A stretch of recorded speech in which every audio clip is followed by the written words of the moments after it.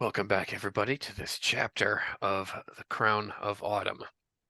We last left our adventurers in the office and study of the Astromancer, uh, one of the very few sorcerers that has attained Archmagician or Archmage status in the world.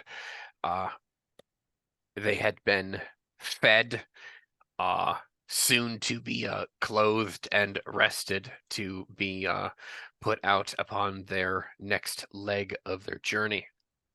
Thurbon had been given, gifted new sorceries by the Astromancer from his personal library. And you guys sit essentially across a dining table in the study. The Astromancer's apprentice, at least one of them that you're aware of, Einar, sits off to the side with uh, his hands behind his back at attention. Thurbon, you don't know actually how old Einar is. He You would assume that he's much, much older than you, but he does not have the characteristic beard or facial hair that elderly or at least middle-aged, quote unquote, middle-aged fair folk have in their lifetime. One can only guess or imagine what middle age looks like on an ageless species. But the Astromancer does have a long beard down to his knees, literally, that is braided, and occasionally he'll toss it over his shoulder like it's a scarf to get it out of the way when he eats. His fingernails are kept in jeweled sheaths that he wears, which your sight brings to you. Each of these jeweled sheaths is a talismanic item, and he wears 9 of them. He wears a ring of power on each finger that it is appropriate to wear a ring of power, and then 2 additional rings on 2 other fingers on each hand. So even still, the talismanic potency of this archmagician is astounding. You sit there and you chat amiably over your leavings, or you're almost finished with your roasted capon, and Einar comes again to fill your wine goblets. How do the 3 of you wish to proceed?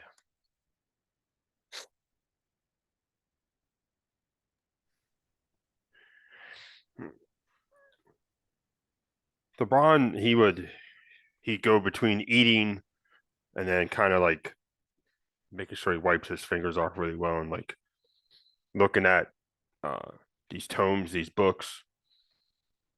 He's not actually like reading them yet, but he's like taking a peek for a second, grabbing another bite to eat, looking at like the first page for a little bit.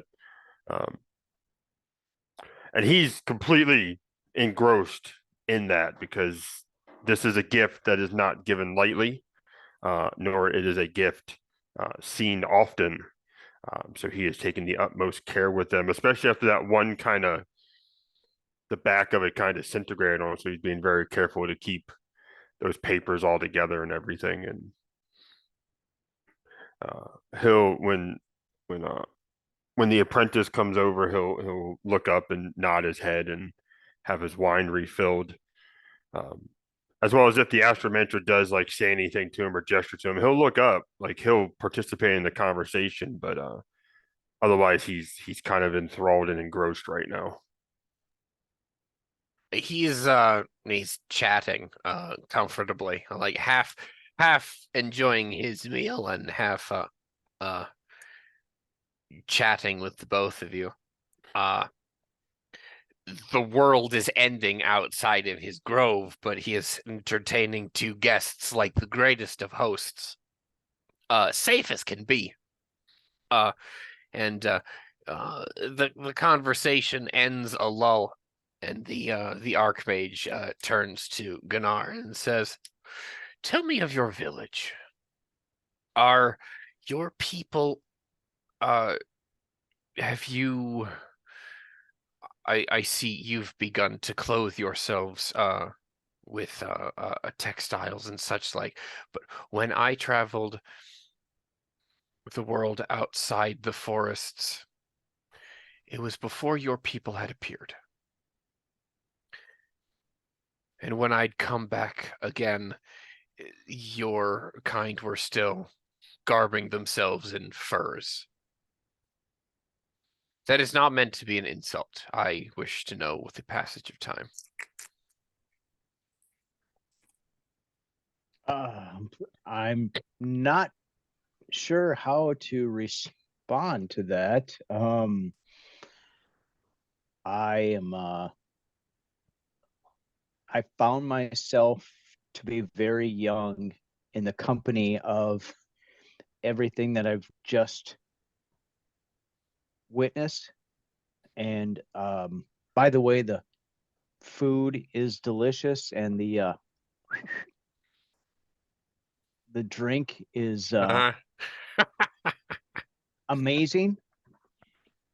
I have never seen a season change, so some of this knowledge has just been brought to my attention within the last few hours, days.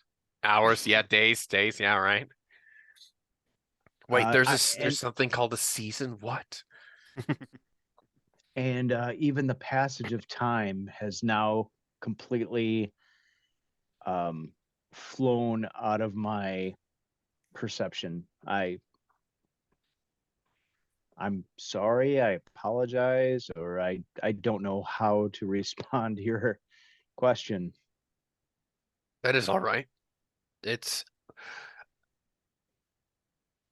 it is a great thing to have the seasons altered in this way. I wish that I could put them back.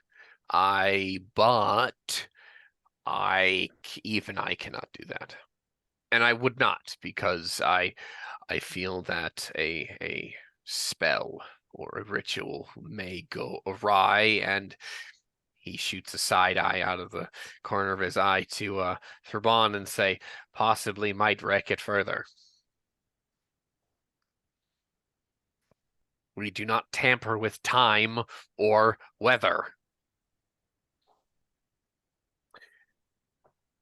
lest we Based on act. the conversations that I've had with my liege, my king, and the mission that I've been assigned with Tribon, I understand that whatever we need to do to make the changing of the seasons happen again is utmost important. And I would like to see that based on the conversations that I've had. Even if the next season is winter. It gets quite cold. You will need even more furs than you already do wear. I recommend mammoth, or possibly even the woolly rhino or the cave bear. But you may stay here for 3 days, and then I will see you back out onto the road. That should be more than enough time.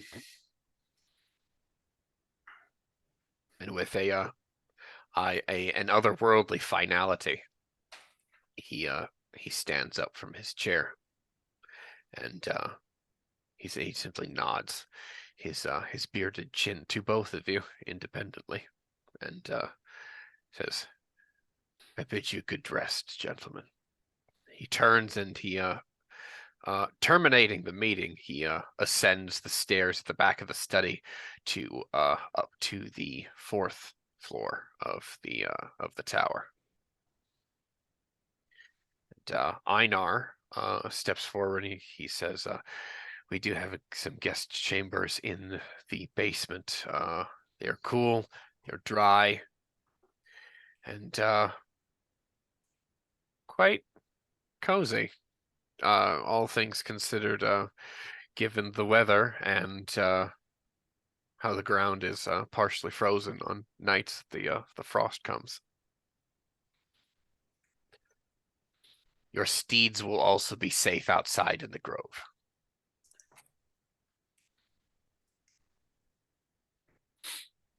Much appreciated. Thank you.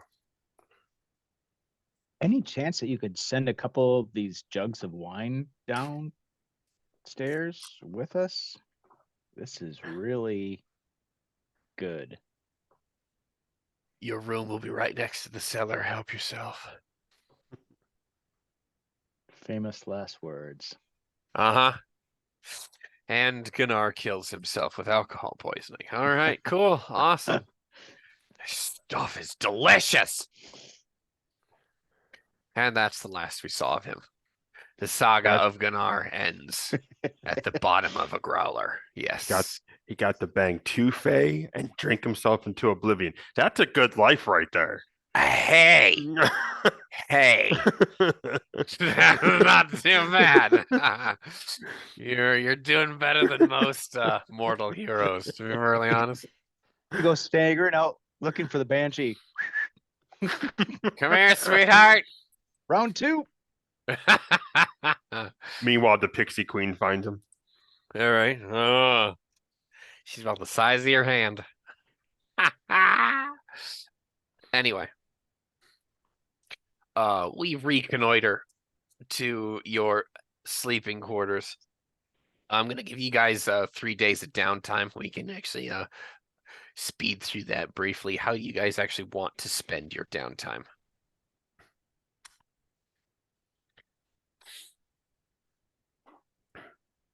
Honestly, Thraban will probably use that time to go over those books. Okay. That's probably going to take at least the 3 days, if not longer.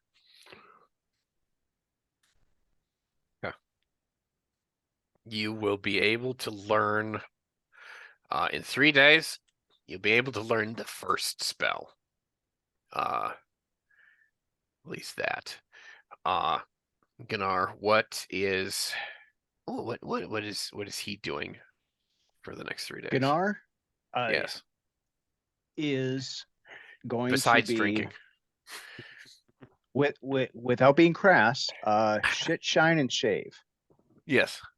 So he's going to take that opportunity to do whatever personal hygiene, weapons maintenance, and eating. Yeah. Pack those calories in, man. We're gonna be hard marching for a while. You ever try running through swamp? It's not fun. No. It'll be leg day all day. Right. Depending on how big the swamp is, all week. Is leg weak. Fuck that. So, on dawn the Thursday, you guys have full vitality. Any injuries that you had previously are gone. Almost supernaturally quickly, you guys seem to have mended from your previous injuries and ills. That's strange. Your scarring is minimal. Thraban, there seems to be some latent sorcery here, or just an energy about this place. That stab wound that you took should have left a scar. You do not have a scar. Your golden skin is unblemished where that stab wound was. For the one cut that Gunnar took, I say cut very loosely, he didn't take any damage whatsoever. You can't notice that you took a hit. Your mind was not processing injury at the time anyway, so okay, whatever. So it's kind of negligible even to bring it up. Now, Gunnar, you feel great. You feel like you could tackle the world. Stuff in your face the way you did. He kept the capon and the pork coming. The venison, the wine, all of that. Everything. You could have been a eunuch and you would have had everything that you needed in life. No women in sight, but the food and just the vibe here is oh that sweet spot right there. Hey. But on the morning of that third day, a cask of wine is given to you. Congratulations. Your steeds look immaculate. They're in high spirits. Your entire party is in high spirits. Einar sees you to the edge of the grove, and in some odd and otherworldly fashion, he leads you to a riverbank and bids you both goodbye and safe travels. You say your goodbyes, and when he turns to leave, he like walks back up into the forest away from this riverbank, and like you guys will watch, like, okay, so he's leaving, all right, and then you turn and you look back and he's gone again, like he'd stepped behind a tree and he vanished. And it's at this point now, instinctively, you are alone with the sounds of the autumn forest, the birds singing. Squirrels are packing away their foraged nuts for the hopefully the winter to come. Rabbits in the underbrush. All of this.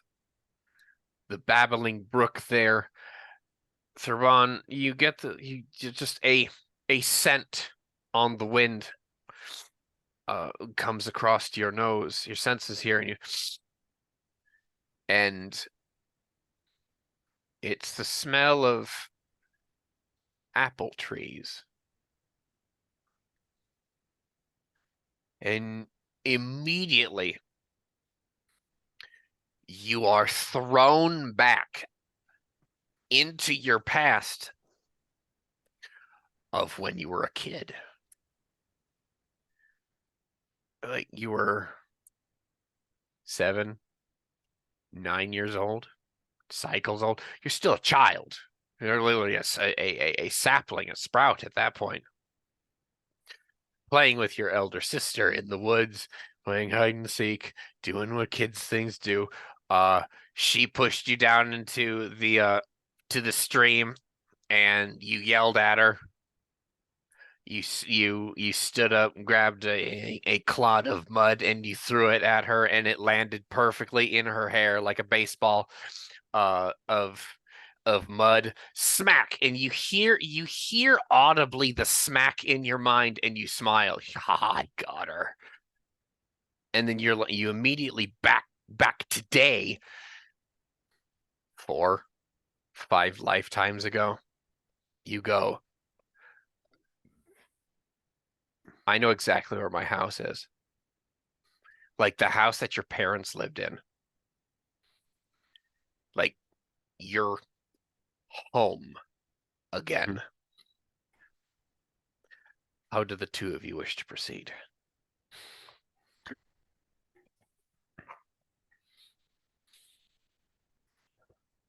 Turbano, when that hits him, Gunnar will see like he'll see a smile creep across. Keep in mind, they're already in good spirits, but you get like that traveling face when you know you have to get ready to do something. And he'll see Thraban get a smile on his face. And for a moment, Thraban will look centuries younger. Like he would almost look like he visibly regressed in age for a moment. That's just like that childlike glee in his eyes. And he'll actually chuckle out loud when that thought, that image of the mud ball hitting his sister in the head. And then as it goes away, he's still there smiling, but you almost see him come back to this reality. And he'll look back at Gunnar, and it'll be what do you think? Where should we go? You ever felt homesick all of a sudden? But in a good way? I can't say that the feeling isn't absent from me, but my home is nowhere near here.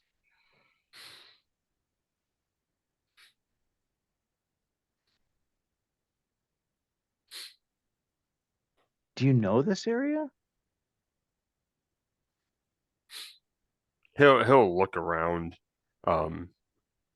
Does he actually, is it just like that smell and that century thing came in, or does he actually see landmarks that he knows?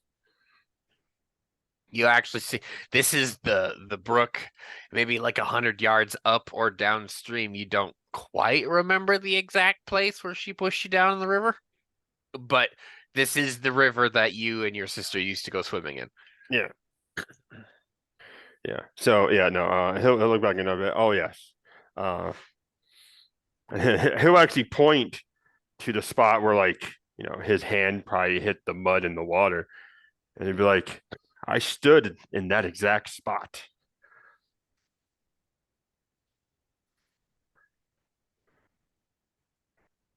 If you have any type of instinct of where we're supposed to go, I will follow you. We are very obviously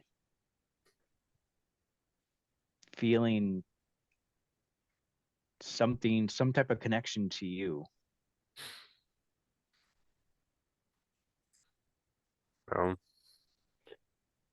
Because we're close to home for me. Which, oddly, before we went to go see the Astromancer, home was very far away as well.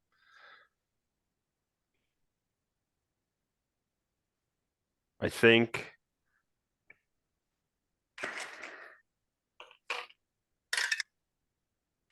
I think as much as we are kind of on a timeline, I have not seen home in a very, very long time. So I think we need to make a detour. Lead the way. So the only problem is I'm not quite sure if we're upstream or downstream, but it shouldn't be a very far walk either way. And What does your instinct tell you?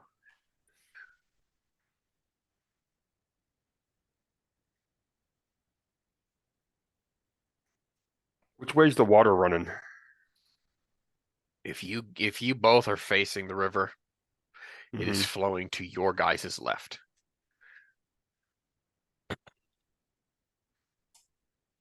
You have a vague, you don't even know, Mhm. but a vague feeling that that is the direction of the sea.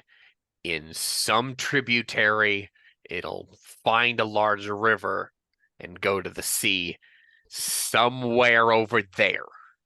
Hmm. And over there may be 500 miles away. We don't know.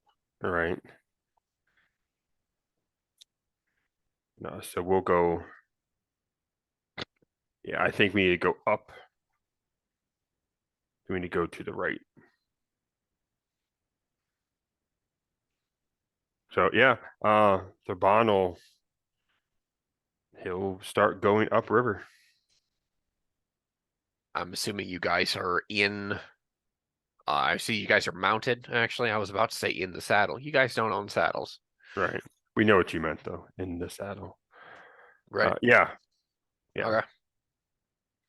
Okay. Your steeds are semi-feral, so they understand how to navigate a forest and stay safe. So, letting the horses do their thing, and going in that direction.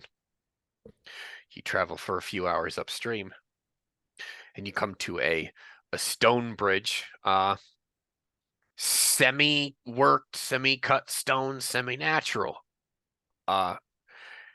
overgrown with ivies and other such vines, flowering in places and not. And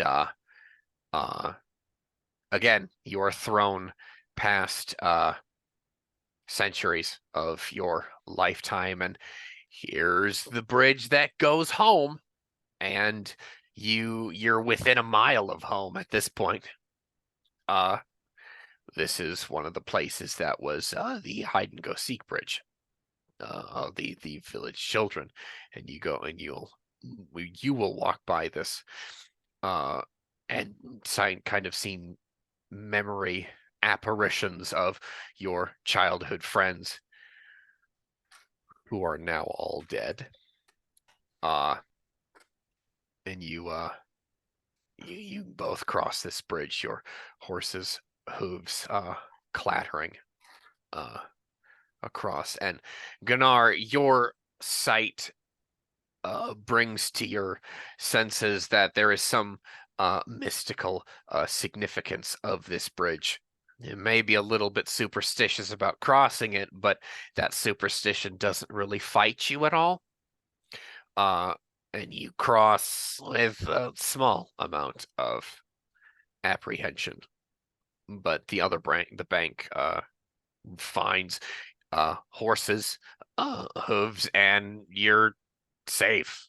There was a bit of a pins and needles sensation there for you, and you don't see anything, but you feel the apparitions of children, fairy children, playing in the tall grass nearby, playing in the trees, playing in the bridge. One particular mental image is of a little dryad girl with beautiful green, vibrant green hair and a kind of a rough spun brown dress with some other fair folk children and two human children. These human children are colored oddly, where you are more dusky and possibly more, to our Earth eyes, Mediterranean. These human children are similar in color to Thraban, where they're like golden or saffron colored, but with dark hair. One being an auburn colored little girl, and another one, the other being a brunette male child. And these kids are all catching frogs under the bridge, and they're having a grand old time catching frogs. You don't see this, but you feel it. Like you could have been there at one time. Obviously, you weren't. You can sense this is way before you were born, probably before your grandparents were born. But your trail leads on. Thurbon, you lead your troop past these inner lands, this low prairie area, and you passed what is known as the Burrowlands for the fair folk. It's where the fair folk bury their dead, corpses that were actually recovered, people who had died the real death as it's come to be known, and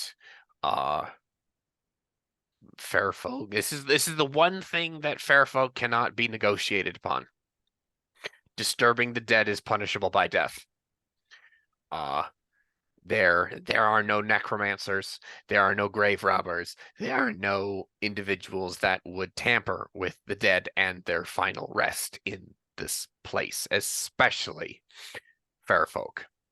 If you are caught here and the rangers that patrol this great cemetery find you, they kill you and throw you in the ditch with the rest of the dead. It does not matter who you are. The king was caught there without permission from the priests of that strange dark religion. The king is executed on the spot and thrown in with the rest of the dead.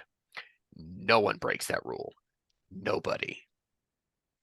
And you pass this low, misty land, and your fey senses just don't even register a thought to pay your respects. You don't. Do not. You pass. Gunnar, your mystic sight brings to you a powerful sense of loss and grief in that direction, and you want nothing to do with it. There are things in those hills and in the mist that do not like you whatsoever because you're living. A few miles down the road, you come within sight of the village of Firefell, a mixed community of fae and humans, and the place where Thurbon was actually born. If Mike would like to give a brief soliloquy here, he is more than welcome to. Yeah, so yeah, basically as they come up to the bridge and he gets the next wave of memories and thoughts here. If like Gunnar has like that, like I want to ask a question type look on his face, or if he even does ask, what is this place?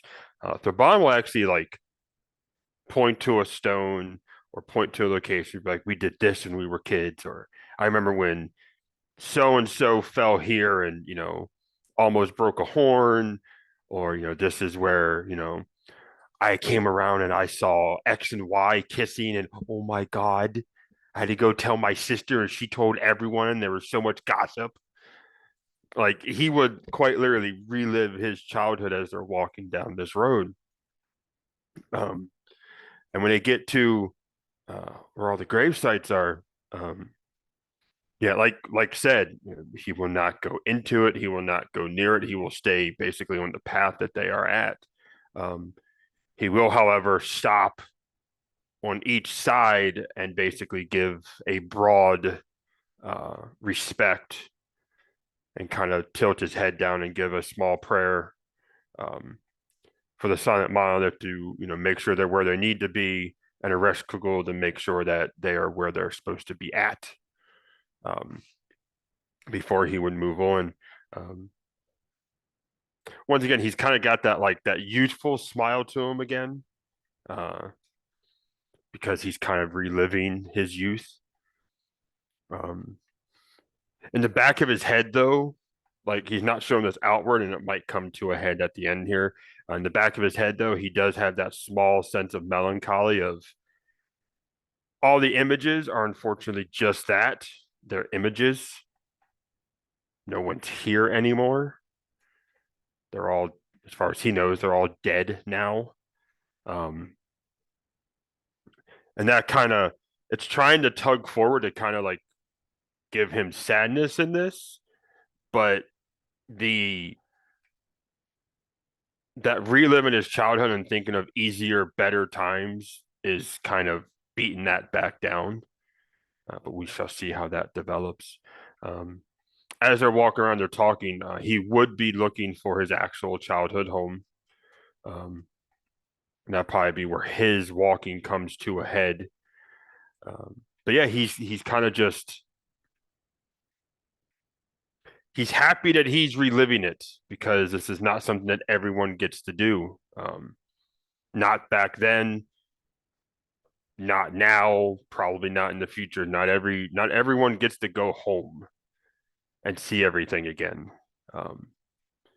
So he is actually just quite happy to be home, even if no one's there.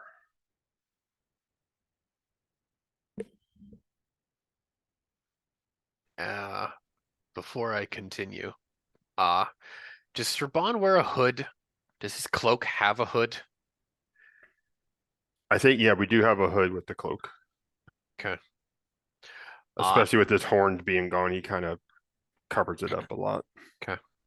So I'm assuming you're wearing your hood currently? Yeah, he's got it on right now. Okay. We'll just say for mechanical purposes, you both, or at least Serban is traveling anonymously. Is Gunnar actually wearing a hood too? What is the season now? Well, I mean, it's autumn, but is it like a warm autumn, cold autumn? It's pretty warm. There is a wind, a cool wind coming off of the cemetery there, which may or may not be unnatural. But so it's like 58 And Fahrenheit. this was the environment that Gunnar grew up in. So this is comfortable. Oh, No, it's a gorgeous ass day today. Holy Yeah. shit, it's beautiful. The would sun not is have his shining hood and on. everything. And because you guys are in an open prairie, surrounded by thick woodland, it's like golden colored hip high grass with a distant landscape of autumn leaves. So your oranges, your reds, your yellows, all of that. So it looks absolutely breathtaking here. Now the implications of that are beside the point. It looks pretty, but it's not a nice situation. So Thurban is leading. He's traveling anonymously. You guys get within like a quarter mile of the village. You see it. You see the buildings there rising out of the crossroads. And you meet a patrol party, a quartet of fair folk. And Thurban knows these individuals. You know their heraldry. These are essentially that Rangers Guild that have the authority from the clergy to patrol the graves or the cemetery. These are not people to mess with. These are essentially your Navy SEALs of the fairy realm. They don't take shit from anybody. And you get out of their way when you meet on the road. They're not mounted right now, and you guys are in other lands. They would get out of your way because the horses have right of way. You get the fuck out of their way. They are armed to the teeth, war bows, mail corselets. They're deep green cloaks obscure them. They're wearing broadswords, high boots, and they have a look about them where they're prepared for anything. They don't have a baggage train or a baggage horse behind them.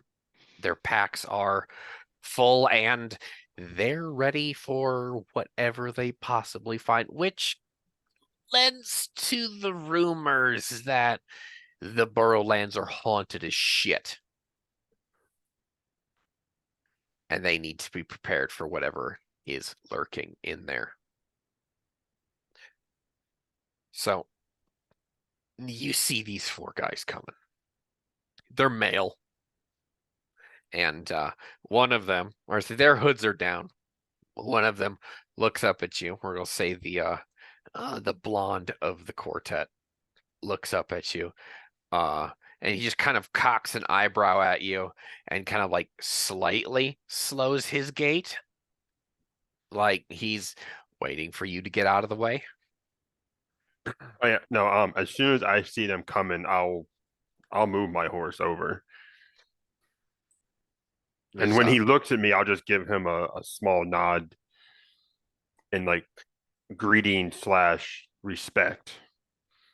They get about broadside with you until they all four of them stop, and they kind of they stop and they turn, and it's very like they kind of like disregard Gunnar as a human, not of this place, but still, obviously, if he's here, then he's probably a relative of the natives, so we're gonna fucking leave him. And this, we'll say the blonde, you're going to assume that he's probably their sergeant of some kind. And he says, "You there? Where's your horns?" In a tone that does not brook any argument. Right. Urbano, he'll put down his hood and he'll show the stumps. They came off. Just kind of narrows his eyes. Very obviously, he's suspicious of you. That's why he asked. And like Urbano, he'll even lean out. He'll show the pock marks basically where his horns should be. One of the other troopers there kind of like sees your basically the holes, the craters where the antler meets the skull, and he just hisses because it doesn't look nice. And the sergeant says, "Are you ill?" No.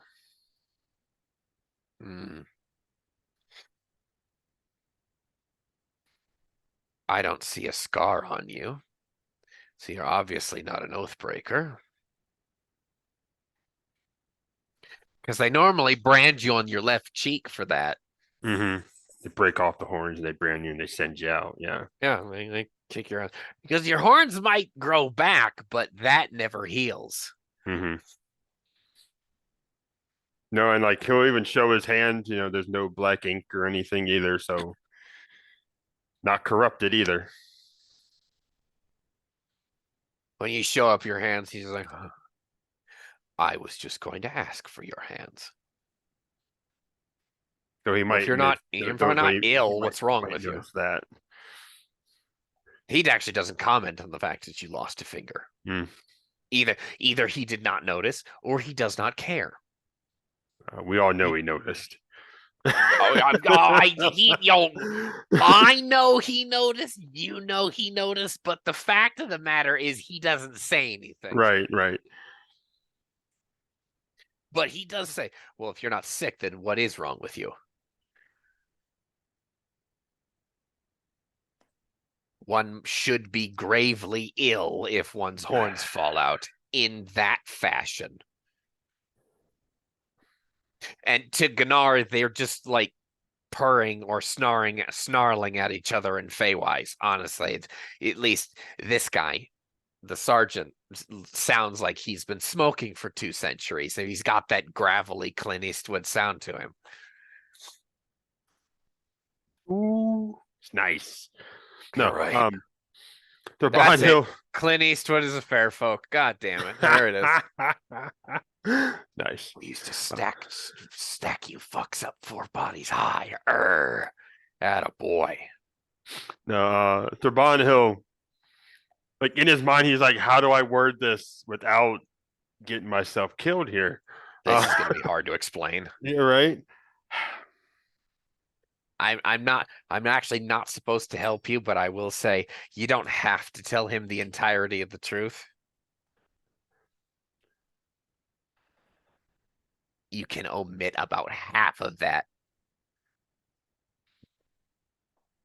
But you tell him whatever you want. The story's yours.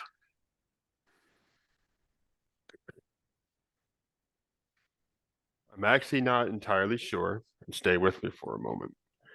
He cocks an eyebrow at you. My group had gotten into a fight and I was knocked out.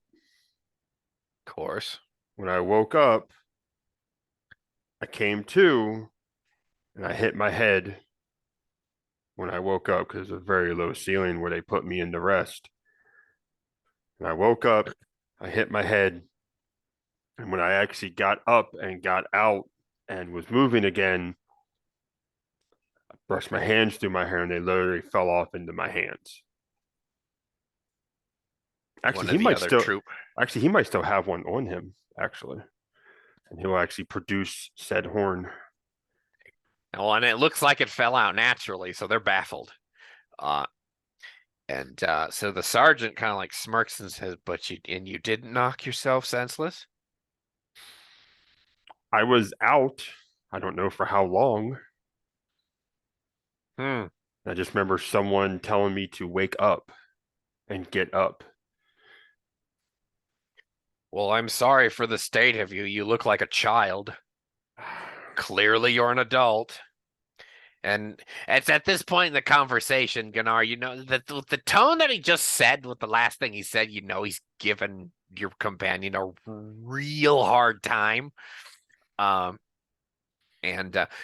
know how army personnel will give each other a really it's borderline fucking rude and mean, but he's not really being too terribly like, oh fuck you about it. He's like, no, well, but he says, well, you look like a child. Obviously, you're old enough to ride a horse.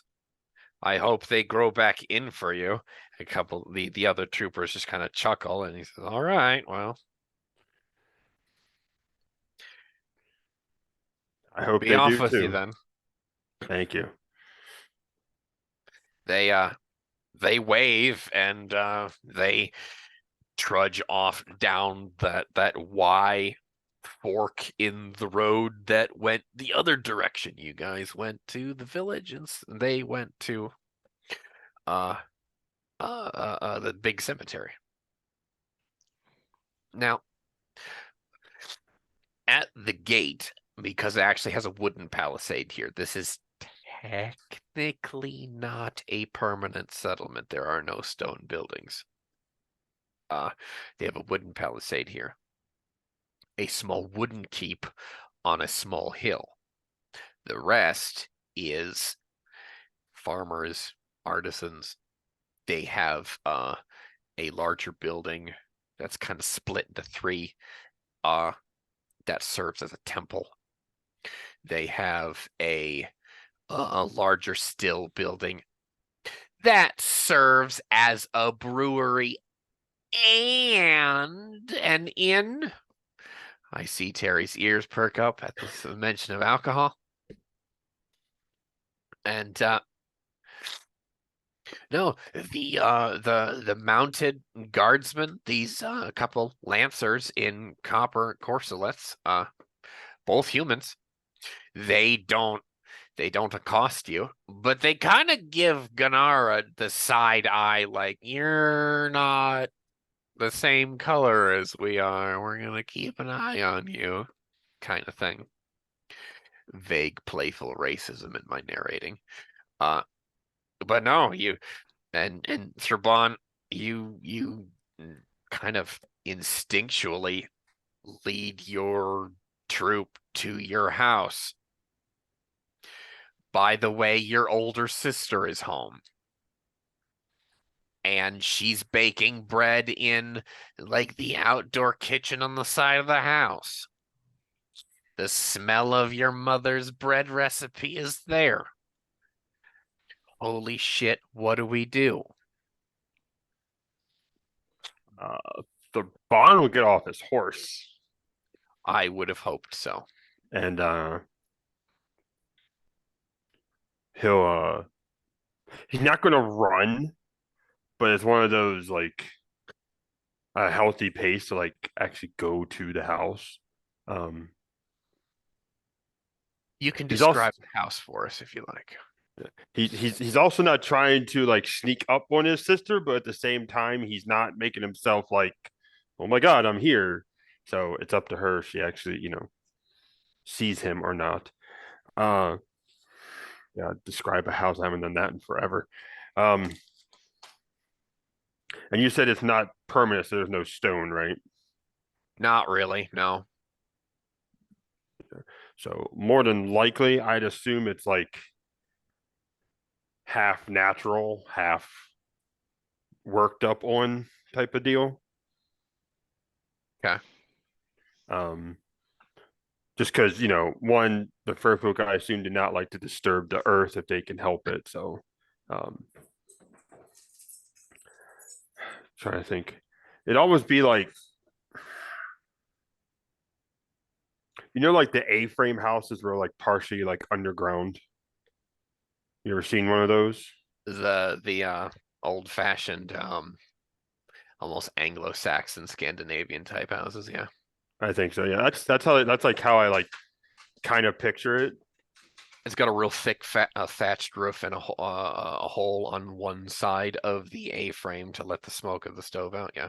Yeah, but like when you open the door or what would serve as the door, you actually have to step down to Step get down and inside. duck under. Yep. So yeah, I mean, I remember it as being not very fancy or very ornate. It was kind of just it was a house that served to protect us during the weather, and uh, there's probably bits and pieces that have been patched up and fixed from where me and my sister would roughhouse and get in trouble and play fight and everything else. Maybe some spots where the earth and the mud are kind of scratched out and dried up to show, we put like our handprint or something. Uh, And then so mom would find out the mess and then she'd beat you both your asses. yup. Like if it's somehow still there, like there was actually like ancient imprints of like small hands and the bigger hands, like as we grew up, like, oh, who's got the bigger hand? And it always would be her because she was older, Mm. but I How was much young and didn't older give a is damn. she?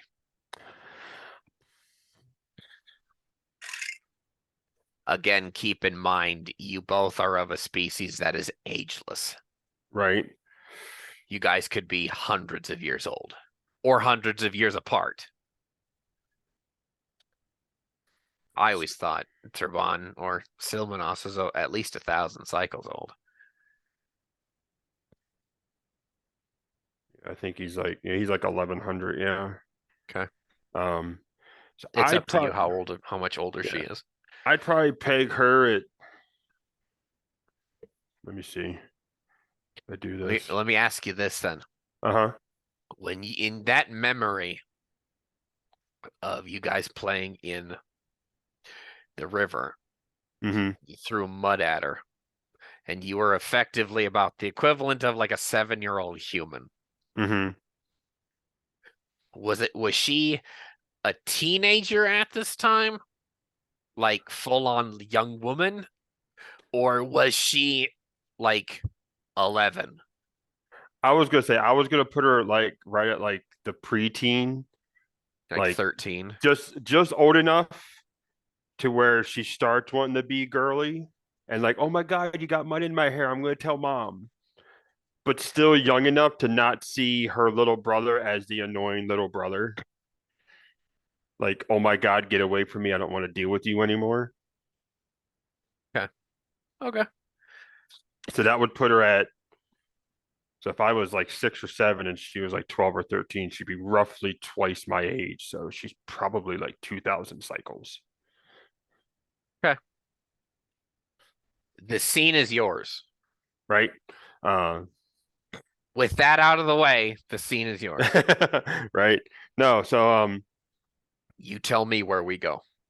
yeah, so he and like he like looks back at Gunnar for a second, but Gunnar can probably tell like this man isn't going to pay attention to me for the next little bit. We're just going to go with this. No offense, Gunnar, but he's not. By the way, Terry, Gunnar notices there are some cute girls here. Like a lot of them. Gunnar is he I'm knows gonna he's go. in complete foreign territory. So he's got one eye firmly locked on Trebon. Like just looking, like when we were interacting with the guards, he had no idea what was going on, what the interaction was going to be. But if he sensed that there was a threat or that he was feeling threatened, then he was going to spring in action. And so his premonition, he's basically just like looking all around, taking all this in, but he has already decided he's not going to be an instigator of anything at this point. He's just like, this is another foreign territory for me. So I'm just going to wait until I'm needed, but I'm going to be right there when I'm needed. So he is just focused on the situation. So one eye on your companion, but one eye on that cute booty that just walked by. I mean, he's not dead. But anyway. Mike, take us away. Right? So yeah, so Thorban he'll go up to the front door first and he'll actually trace the framework. He won't go in yet, but he will actually like open the door if it's not already, and he'll just look inside of it for a second. That flood of memories, of course, will probably come cascading through. A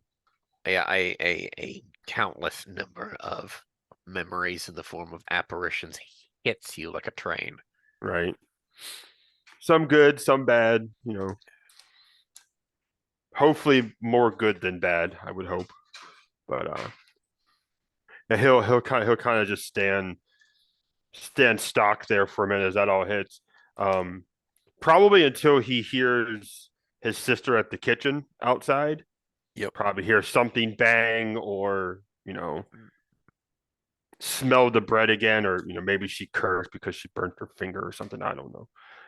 But something will brings you out of your reverie. Yeah, something will catch his attention and he'll go around the house to where she is. And if she doesn't see him at first, he'll kind of like lean against the side of the house and just watch her for a moment. She will actually be about her cooking for actually a few minutes before she just like picks up her things to like take it inside the house, see you eyes wide, and drop all of her shit in the dirt. And she's Ilmatar? Is that you? And tears. Your sister. It's like a military homecoming video right now. Oh, you're right. Your sister was not. She wasn't pretty in the village when you guys were kids.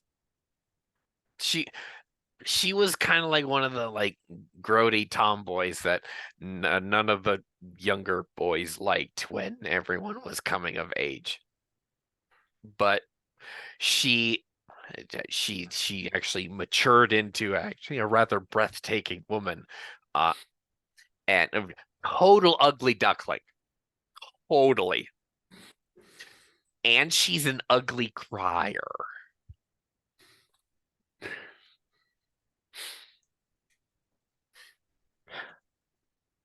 He'll like he was smiling when she's first like aghast, but when she started crying, he'll put down his stuff like his staff and stuff, and he'll walk over and he'll put his arms around her. So she knows that this is real. This is not just a figment of her imagination. Yeah, no, when you embrace her like that, she just kind of like melts into you and like grabs fists full of your cloak and then kind of like she's your older sister. Obviously, she was meant to be like the strong one of your family and like the older sister type of protectorate, protectress as she was. But uh she's a softie. Uh very much on the inside. This is her little brother. She's very soft on the inside, and if anything ever happened to him, oh, uh and she completely breaks down. She is inconsolable. And she barely gets out like a mix of thoughts and emotions of, well, I haven't seen you in so long. We I I had dreams. I saw you die. I felt you die. I saw you be reborn a number of times. We were told, we had been given word that you had gone off to fight with the armies. You'd been you'd become uh, a sorcerer of no small amount of skill. Your people, when your people returned to the Middlelands without you, uh, it was so bad that uh Ma stopped eating and she starved to death. And uh your dad actually died in the mountains in the east fighting the goblins when he was on patrol. So it's just you two left now in the house, and she's been here all by herself. And it's just, and no, Gnar, this is horribly awkward for you to be here. Oh my god, she's real fucking pretty, but not anymore. and and she's trying to like she's like holding on to Thurbon like in this fucking death grip. Like, oh my, there is a physical presence on the other end of this embrace, and she ain't gonna fucking let go. She's got like baker's grip, like like doing kneading that bread gives you some muscular ass hands. And it's just all of the shit and crying and tears until it's not pretty, okay? She blows her nose on your cloak. It's like down like by like down where your calf is. She's like bends over, grabs a fistful. Like she tried doing it on her skirt, but grabs some of your cloak instead, and now it's just fucking snot. She does her fucking face, and her makeup is running. The poor, oh my god, it's terrible. Again, you tell us where we go with this.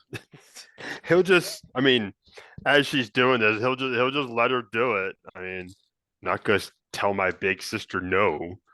Um, Not now, anyway. Yeah, right. But yeah, no, yeah, through the grip, through the snot field of a cloak now. He'll actually just wait for her to be done. And like I said, he'll just let her do whatever. And when she finally gets done, and I'm assuming she'll like take a step back or something, he'll actually take his hands and he'll cup her cheeks, put his forehead to hers, and he'll look down at the shit that she dropped, and then kind of look over at his coat that's full of snot. And be like, and this is why you can't keep a man. You're still clumsy and you're an ugly crier. What are we gonna do with you?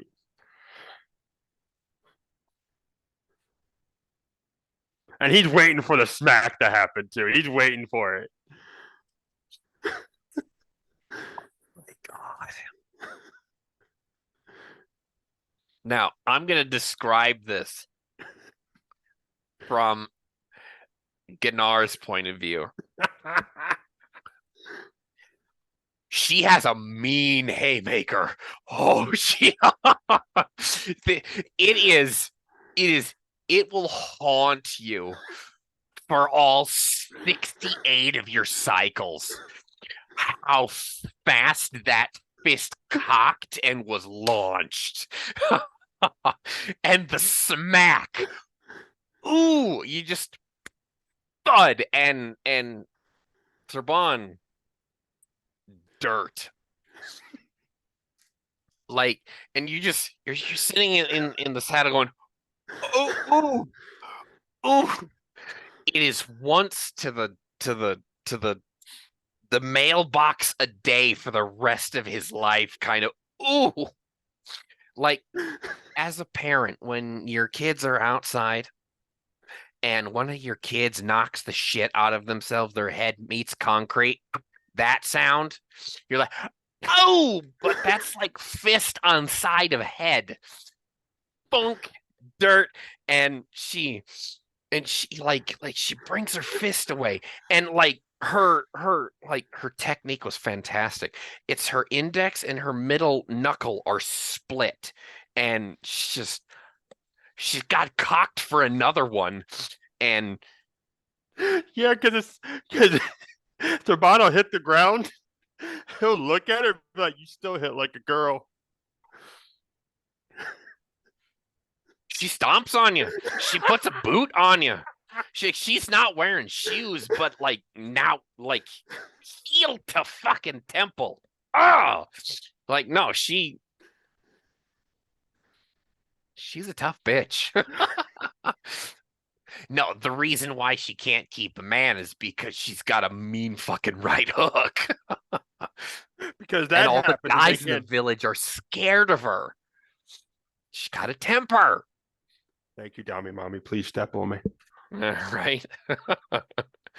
Some guys pay extra for that, you know. She's too scary for that. But You gotta find the right guy. right? She needs somebody that she could just beat on and who likes that sort of thing. Dinar, no. No, so she just huffs at you and then like kicks dirt over you again. She's like, I'm glad I blew my nose on your cloak. You little shit. And she just goes over and she picks up her things, and she like her chin lifted, almost ladylike now. She storms into her house. Taban,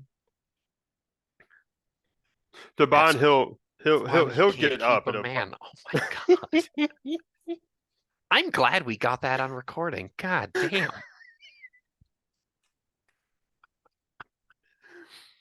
Oh, because the sad part Oh. is, I would say it to my own blood sister if I didn't see her for years and years. Just to rub her the wrong way just once. So yes, with love, of course, with love, but Right? Yeah, right. no. Sabana probably have to sit there for a second because he's got his shit wrung. Oh. Do I have a cracked zygoma? Oh, fuck. Oh, It'll bruise, but we make poultices for that. It's fine. was that a mace you hit me with? No, motherfucker, that was my fist. Oh, it was a hammer. So are we stopping here or is this a bad thing? Oh, that's just sibling love. It's okay. He'll get up and he'll gather his things and he'll wave Gunnar over and he'll go over to the door again and make his way in. You guys already have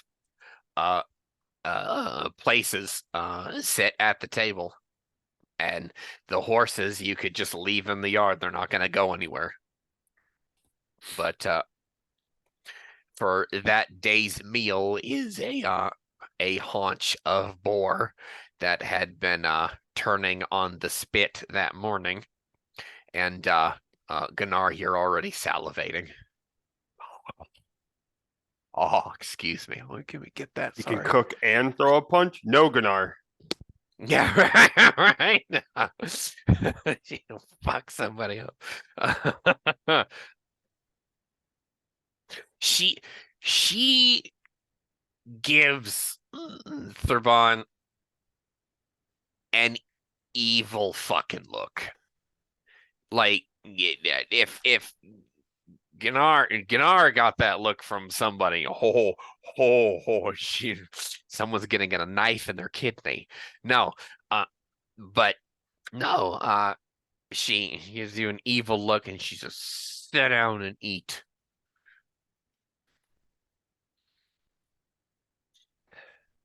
Takes her place where your dad would have sat at Right. the head of the table, which is a little jarring to you because at the table, mom and dad sat at opposite ends and you siblings sat across from you, and everyone had a spot at this table. She now sits where dad sat. And your space is now where mom used to sit. And Gunnar's plate is actually where you used to sit, which is kind of like fucking in your mind, you're like musical chairs, but you're like, okay, this is actually the progression of time. And part of you goes, okay, yeah, okay, you're still in this like dreamscape of does autumn not work anymore? Does time not actually work? But this is a snapshot out of time that reminds you this is the progression of things. The world has not ended. This is how it should be, quote unquote, should be.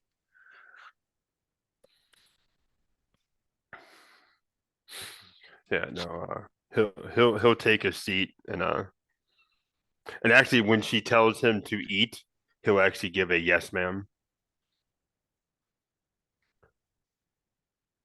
But then he'll kind of like smirk at her and be like, "Love you, sis." She ignores you.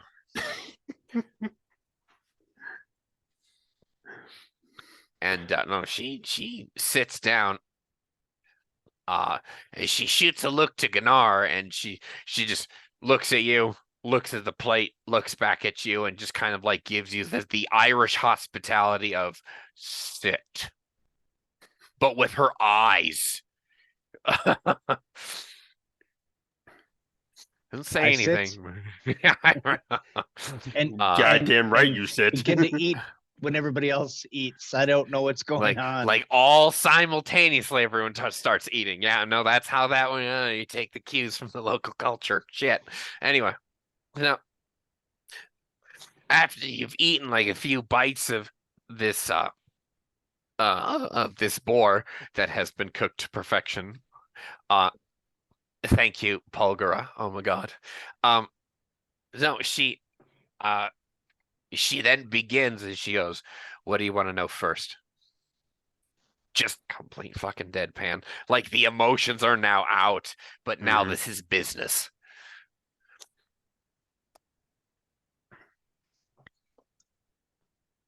How long ago did they die? Mom and dad. Mother died within a few chains after your people had returned. Father has been dead for about 4 centuries now. She shoots a look over to where the fireplace is, and you actually see his sword hanging above the fireplace and his mail coat hanging on like the it's like a coat rack made of like a deer antler hanging. His mail coat is stuck into it's part of the mantelpiece there. So it's kind of like this hanging shrine. As you know, fair folk are into ancestor worship. They only have one god, but they also worship their ancestors, and they're dead. So that's Dad's spirit still inhabits the house. He still haunts this place. He is one of the house spirits. Mother has been interred in the Burlands. They could not find the body after the wolves and the mountains had mutilated him beyond recognition. They only identified him by his sword and his armor. This is why these two are here. I have been alone ever since.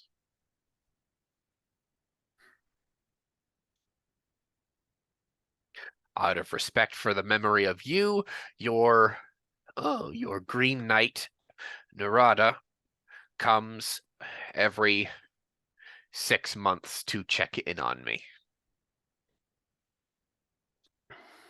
He now has 6 children. Sounds about right for him.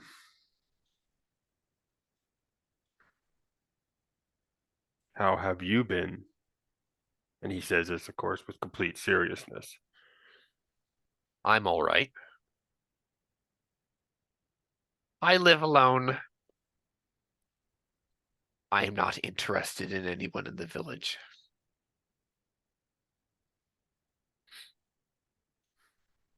So the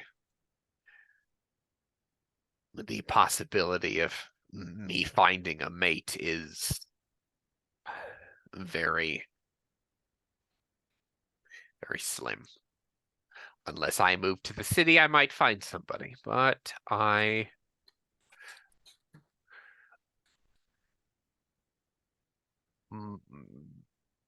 this is closer to where Mother is buried, and sometimes I send flowers with the patrols to leave offerings.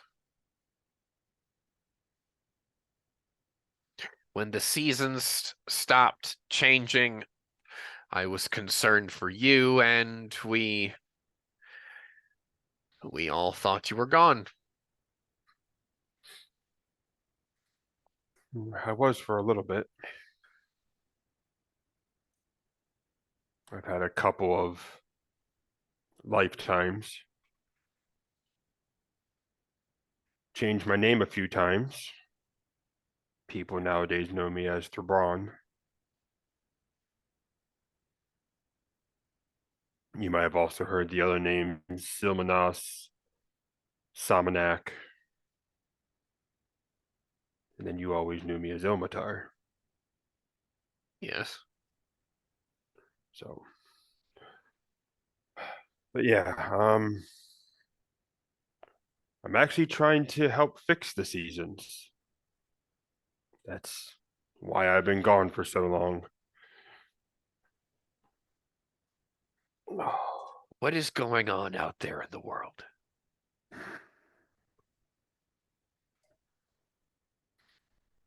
How, okay, narrator, how open minded was my sister? She's pretty with it. she lives in a podunk as fuck place that's pretty well isolated from the rest of the world. After the session, I will give you guys a glimpse of the world map, and you'll see actually how remote this place actually is.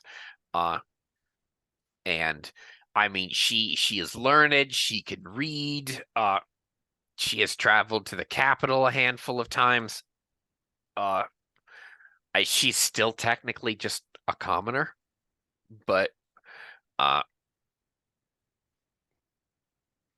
narratively speaking, she is an educated woman of her time, devout, and I would say open-minded for the time period. Mechanically speaking, she would be like commoner, but with heroic plus stats. Okay.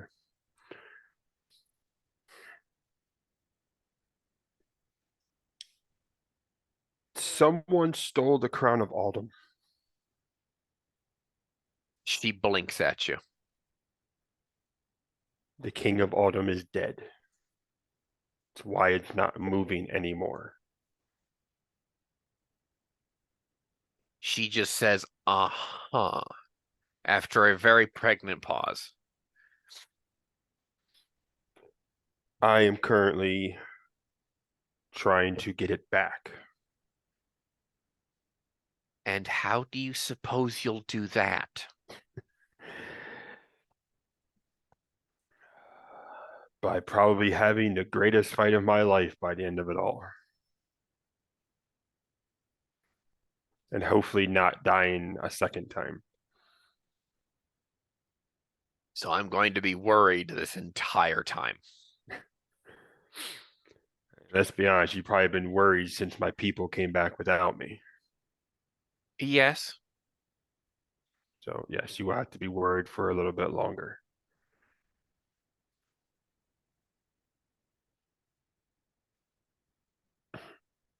Can I come with you?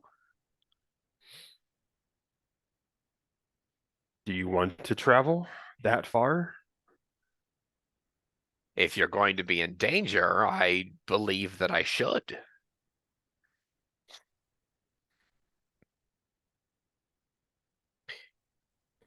Pause right here. The implications of what she is saying and the scope of this adventure, take that into consideration.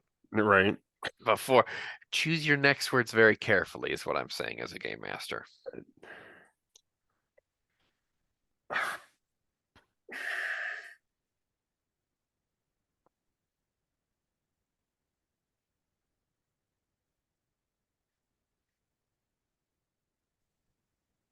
Like because now he's torn. Because more company is nice, but this is his sister we're talking about. Yeah. And he has a horny mortal with him. Uh-huh. And she has a mean right hook. Uh-huh. He'll probably get off on that though. Yeah, right. No, For he'll point look. of narration, what language are they speaking in?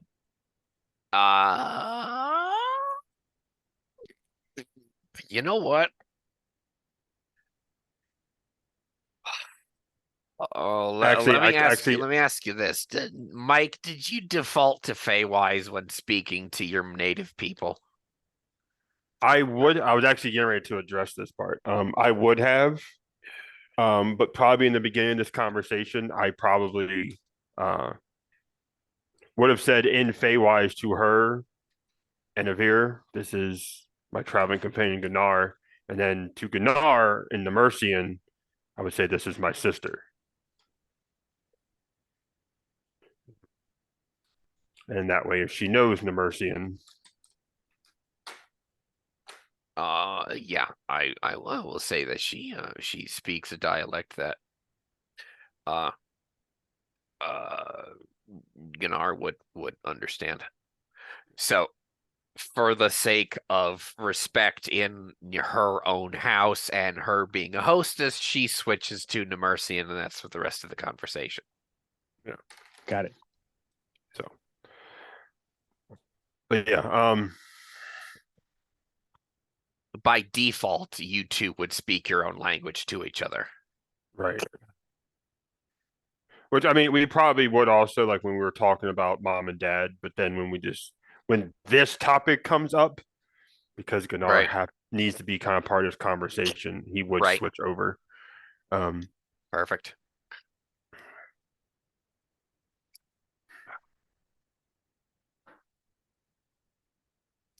What else can you do? I've been gone for centuries. Is it just you've just been taking care of the house? I know you can throw a punch. And he'll kind of touch his temple. He just smiles. I've been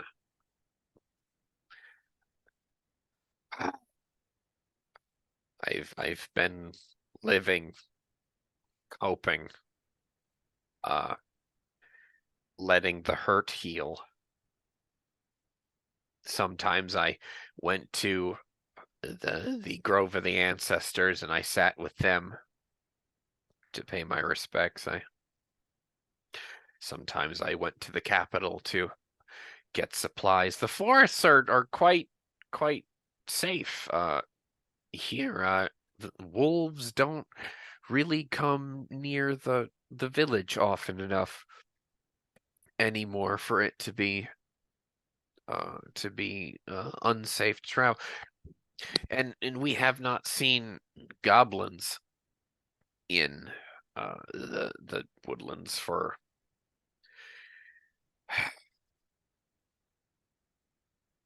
since before you left, before you went traveling.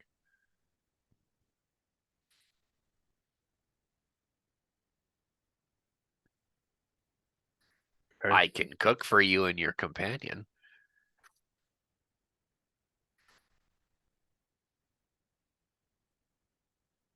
But what are you going to do if we run into trouble?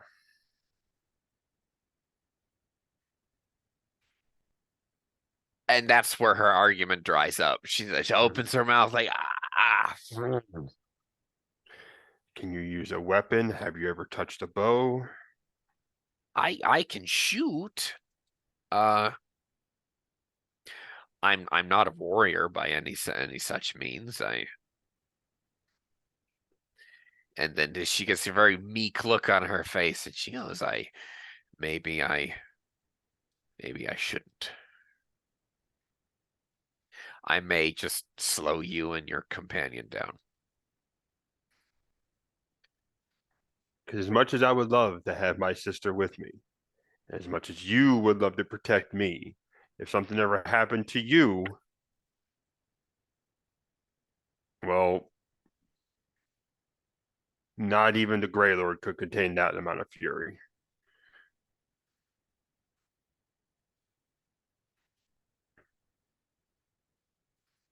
With everything that is going on out there in the world, should I stay here or should I relocate to someplace safer? I think you're safe here. There is too much war going on to really go anywhere.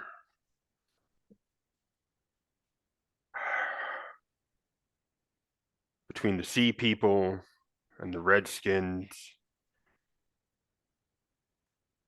there's not many places safe anymore. Kings are dying. People are being slaughtered by untold numbers. I think, though, once I complete this, not if, when I complete this, I'm going to come back here. We will pack up what we need and we will move to wherever you want to go.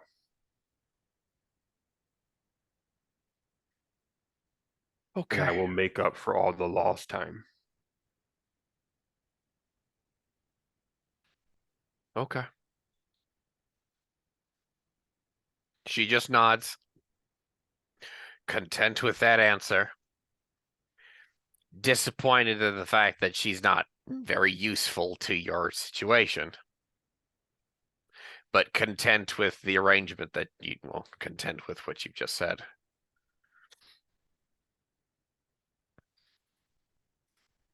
And I'm sure they have kind of like an awkward silence, so he'll actually like go back to eating to try to break it up a little bit.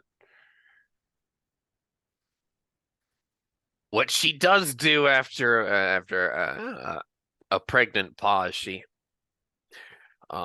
stands from the table and she doesn't say anything, but she goes around packing bags. She gets a couple backpacks, a couple more leather sacks, burlap sacks, that sort of thing, and she gets an extra pair of cloaks, some furs, and she packs you guys additional provisions.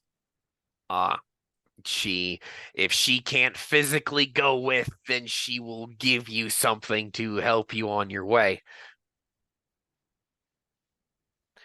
And she goes, if you're going over the mountains, the some of the passes have actually been cold enough to where they have snowed closed. So you'll need extra hoods, extra cloaks, furs, blankets for the horses. She packs half the house up. And then she has to like downsize because if she gives you all the things that she was going to give you, that means you would need a Entire like pack supply horse. train. You would need an additional baggage steed, Right. which she would actually go outside and tend to one of the horses that actually belonged to Dad, and actually get that horse ready for travel. But she's not really thinking this all entirely through. But by the time you are ready to leave, she has an additional baggage horse and then some additional backpacks for you guys, so you can actually make the trip up and down over the mountains, and which might take you 2 cycles to get to the other side of the continent. But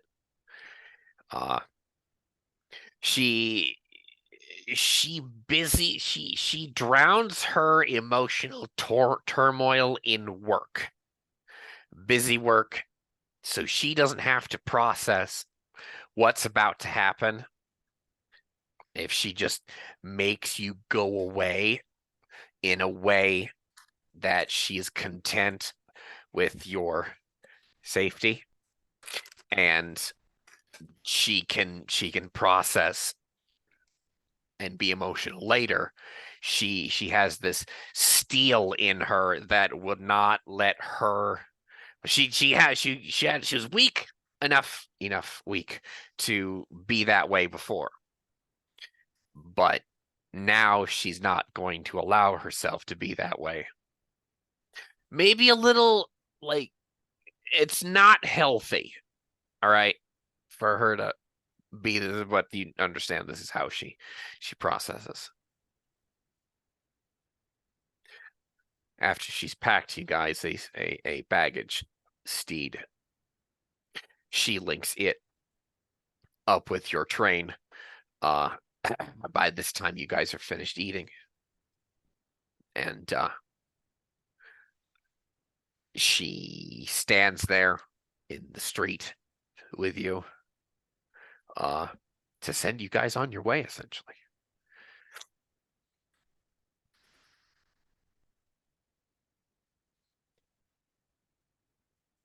The Brano, he'll see that she did all this, and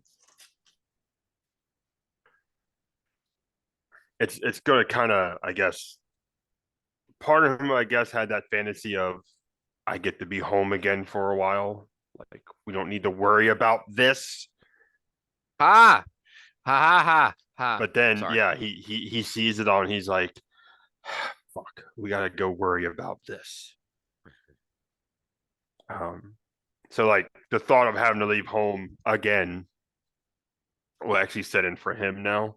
Um, and Gunnar will see that he's actually kind of close to tears himself now. Um, and he won't say anything. He won't give like a thanks or anything, but he will just he'll just pull her in real tight for a hug,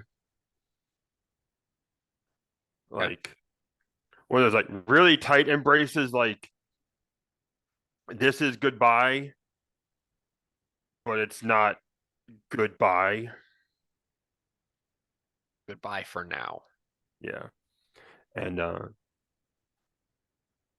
then he'll just look at her and uh if she started tearing up again, he'll wipe the tears off her face. Otherwise, she might be the steely one, and he's turned into the big old softy now. Um, and they'll probably just look at each other and without even having to use like the talk without talking type thing, they'll just look at each other and just know, you know, I'll be back. Take care of yourself. Don't do anything stupid. Yep. Normal sibling, don't be a moron type crap. And he'll get on his horse and he'll look at Gunnar.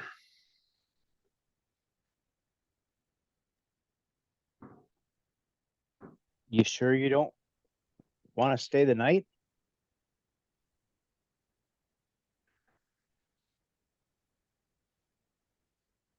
If I stay tonight, we're not leaving.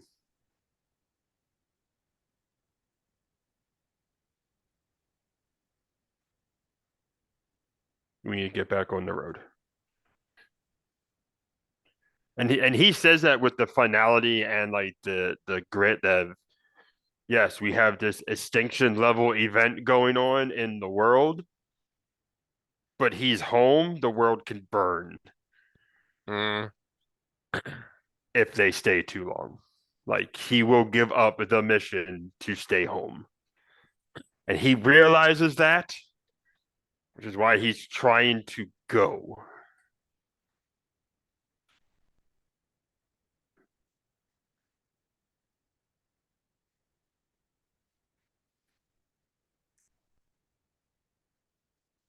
So You see yourself out onto the trade road that's going east. We're gonna have a montage here of the 3 days that you spent with the Astromancer. The Astromancer and Einar plan to travel to the henge in the swamp. And they will work a ritual to break the enchantment of that henge. As you two will hunt down the additional the Astromancer and Einar will between the two, both of your parties, you will be essentially fighting a shadow war and a two-pronged assault on this greater ritual. And the Astromancer, with his tactical mind, assures you that the two parties will be in contact with each other periodically, and he will give you as much contact in the future regarding the coalition forces, their war against the Sea Peoples.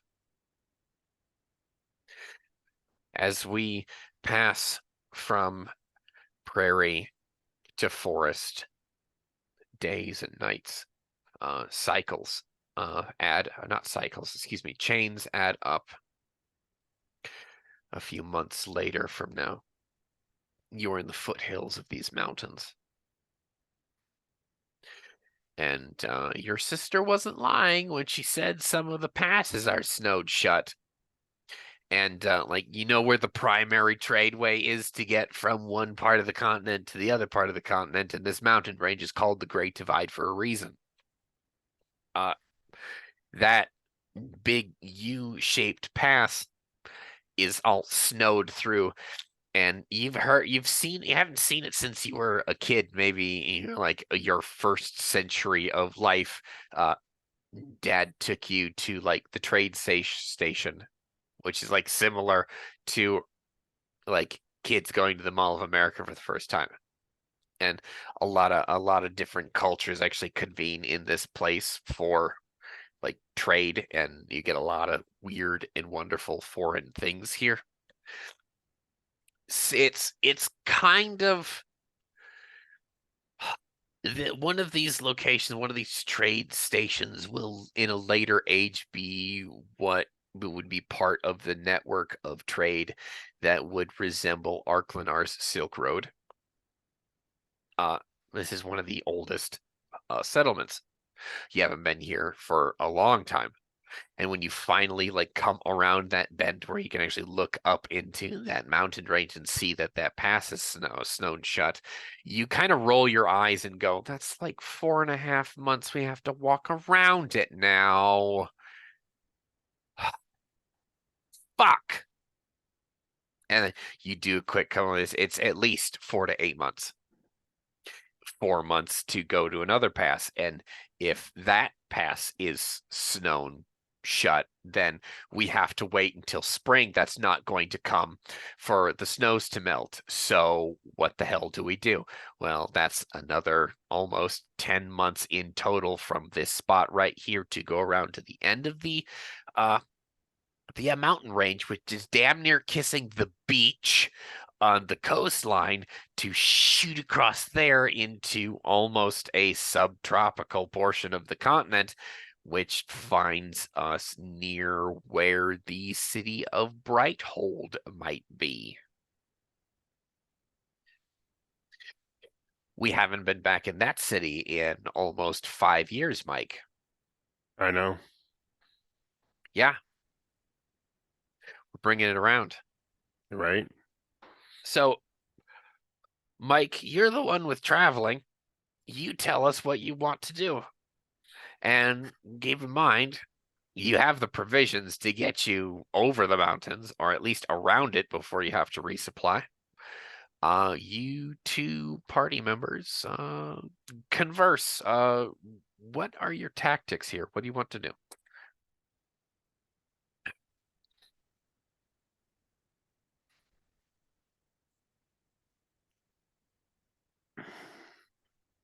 Well, Gunnar, we can either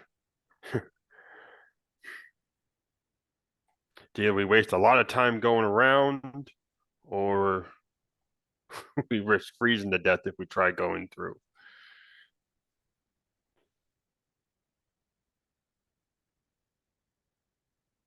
And he'll look back out of the provisions they got between the camp, the astromancer, and his sister, as well as like all the warm stuff his sister gave him.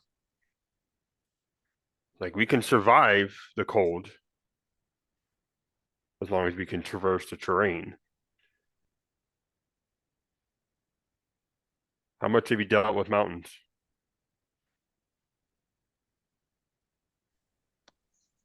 Very little.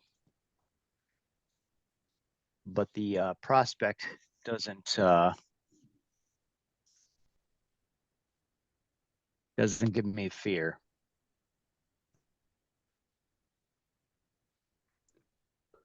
My mind is on the mission.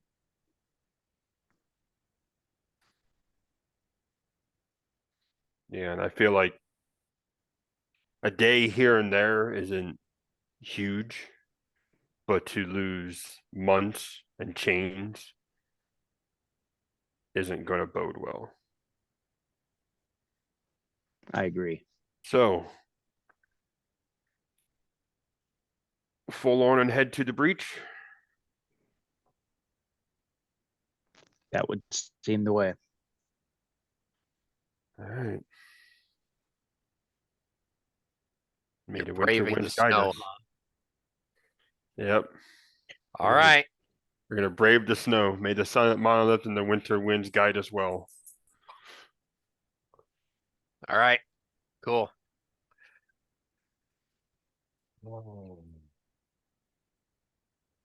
Okay, cool. Awesome. Yeah, we got this. 1 month from today, you guys find a mountain trail that is tolerable when it comes to travel.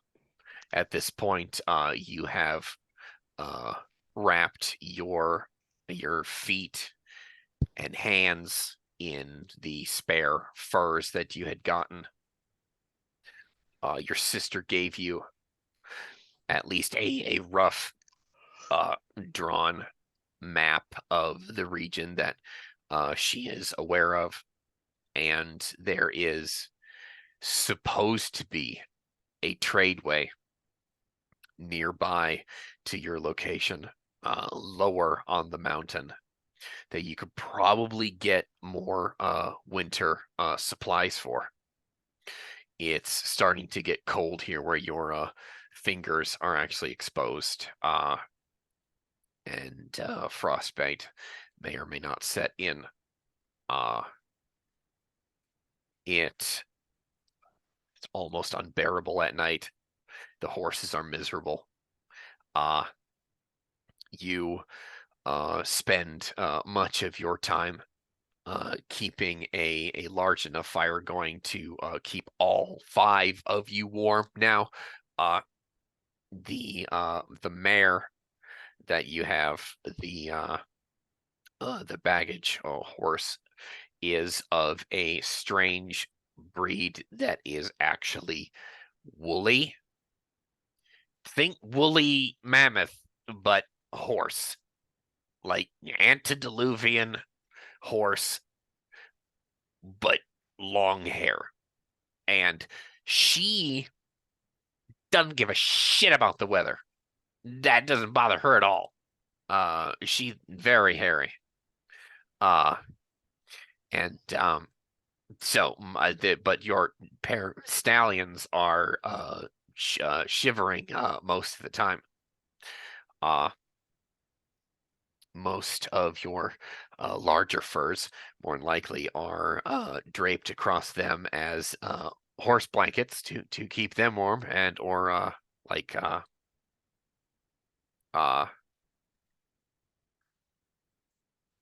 my apologies, I just said it. Horse blanket. No, that's what you sit on when you're on instead of bareback. Wow. No. You struggle for 2 more chains until you find a half-snowed in settlement. A mixed group here. Fair folk, humans, bearded folk, the elves of Arklenar, being no taller than 4 feet themselves, the men with immaculate, amazing beards that hang like aprons from their chins, and ogres, all trying to beat back the cold of the upper the upper elevations. They do not charge you to stable your steeds. As a blizzard hits this place, an ogre, or excuse me, an ogress opens her wide ogre-sized door, and she calls to the 2 of you as the blizzard hits. Come inside before you get snowed out, because it's like Hoth plus an air conditioner here. And you come inside, and it's just stew, fire, pipe smoke, and some kind of cider. All of these senses hit you, and Gunnar is in heaven.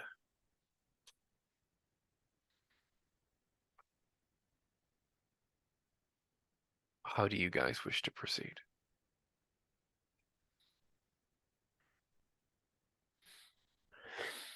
Well, if we're finally in some place warm, he's the Bond's probably just gonna try to get his, extremities back up to temp. He'll thank the woman who let them in and kind of take in the room. It is a festival of nations in here. The ogress, the proprietress of this place, is dare I say, a petite ogress at a whopping tiny 8.5 feet tall. And she has, for her species, a breathtakingly hourglass figure on her. And yes, you want her to step on you as well.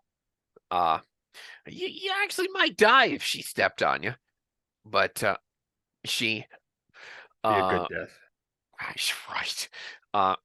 She goes back to her place, tending a what looks to be an elk, a whole elk that is turning on a spit. I mean, Gunnar, it looks amazing. How the hell did you get that animal up there? But excuse me.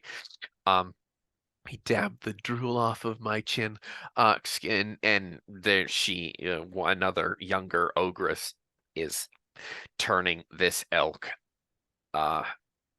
There are tiny elvish women serving. Comparatively to the ogres, they are like almost microscopic, serving drinks. There are tradesmen, wayfarers, rangers, travelers, all sorts of individuals here.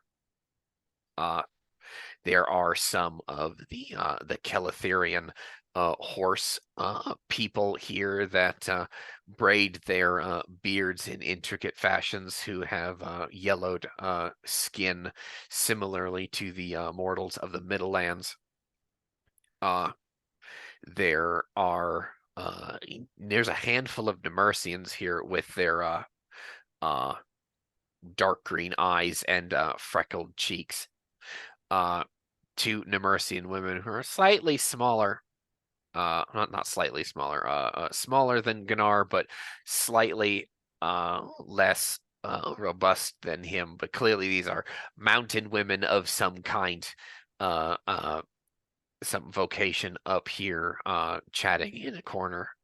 And when the cold finally dies, as the door was just slammed behind you, you guys can begin to melt into the crowd. There's a few fair folk here that seem to be of a sub race of fair folk that are slightly taller than Thraban and a little bit more robust.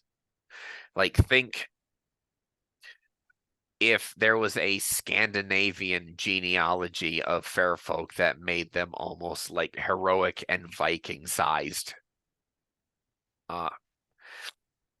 Their hair is not necessarily like black like yours and your kin's, but they're like dark forest green. The green is so dark it's black.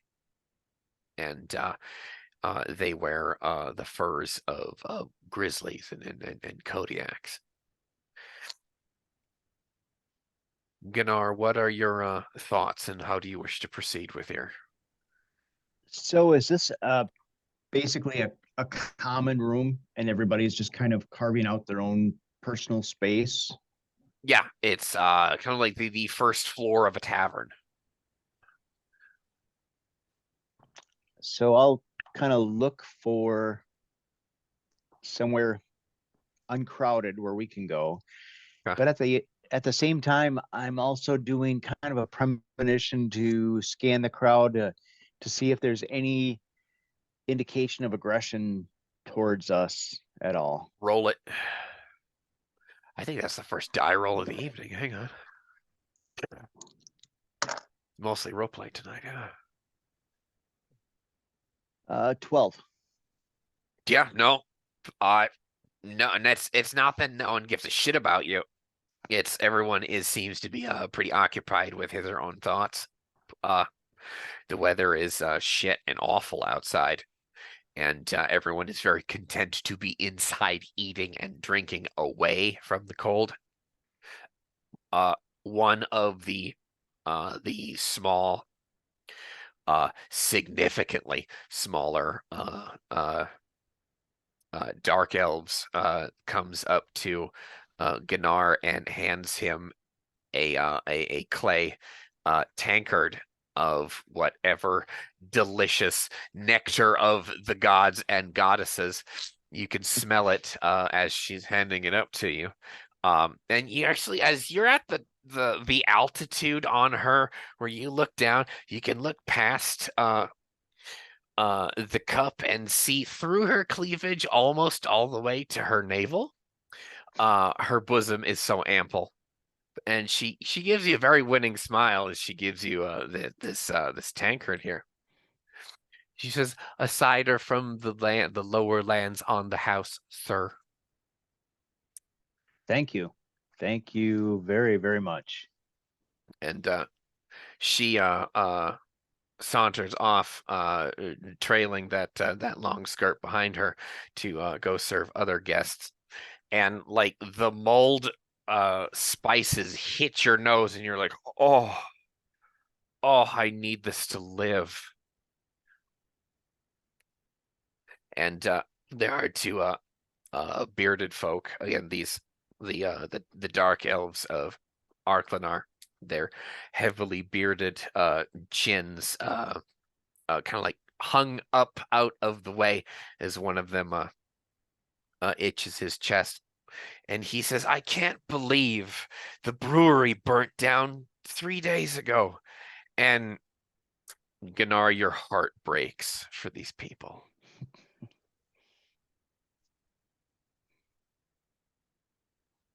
That's this brewery? And one of the elves looks up. Yes, yes, drink. Oh, this is too delicious, and my heart weeps for that loss. We have been searching the wreckage. A couple of the bearded folk some of them turn to you and your companion, and they say, "We've been searching the wreckage of the place to find the clay tablets that have the recipes for these various brews, and we can't find them because the blizzard won't stop, and we think it's buried." And if the clay tablets have not been destroyed in the fire or the weather, well, we'll have to figure something out.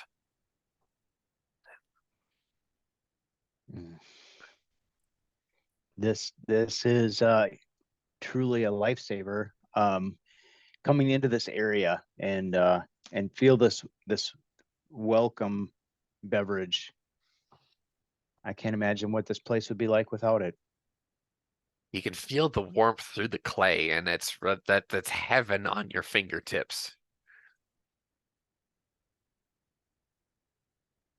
You there's a group of to your eye some foreign barbarians setting together a game of some ancient chess game with dice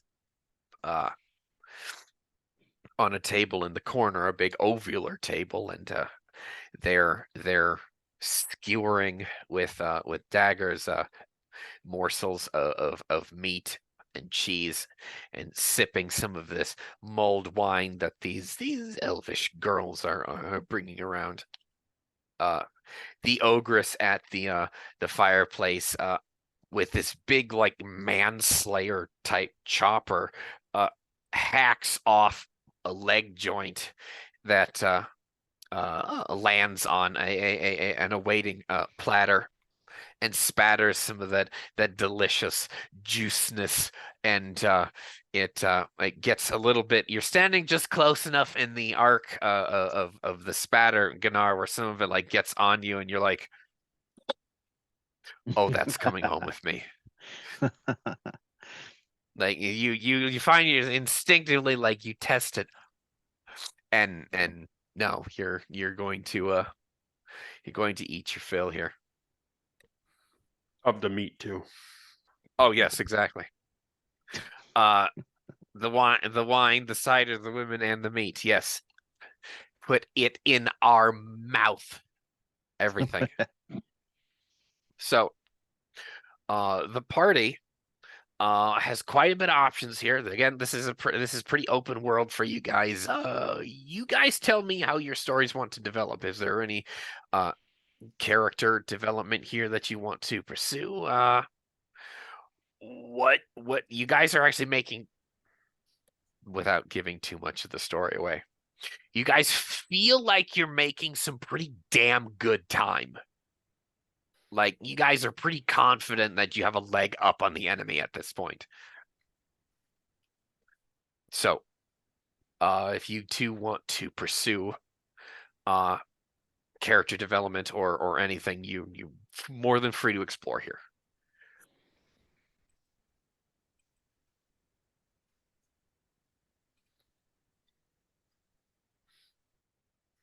Well, kind of like Well, how Gunnar kind of defaulted to Thaban.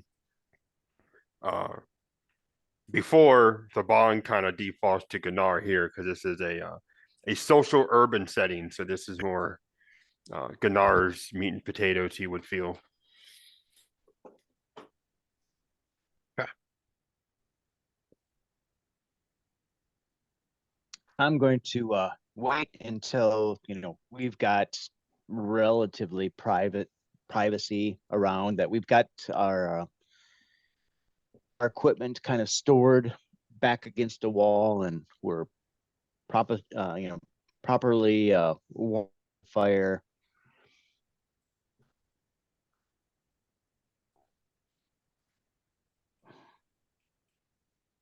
This seems like a good place to make some allies.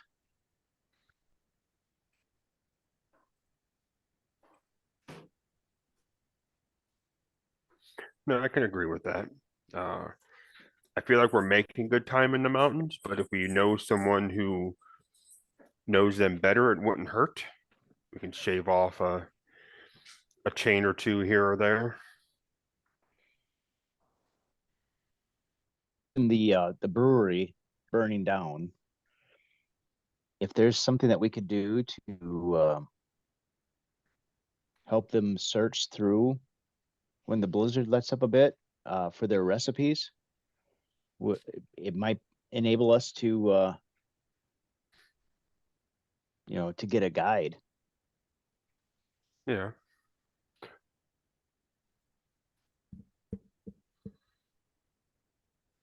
Otherwise, we could always entice them with a bottle of wine that we got from the tower.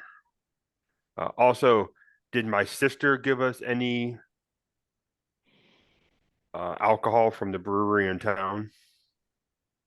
Uh yeah, she would have emptied what was left of the I guess the stores at the house to you guys. So I'm gonna say you guys have, between the two of you, plenty to drink for a while. Because your sister really wasn't much of a drinker to begin with, and she's like, well, here. Surprise, my younger brother is a lush, or he will be. Here. So, Right. I'm bottles also and casks thinking have been given to give you. it to these guys. Yeah. I'm also thinking if we need it for a trade good as well. That's why I was wondering like number or whatnot. Right. Is there anything you can do spell wise as far as helping with the brewery?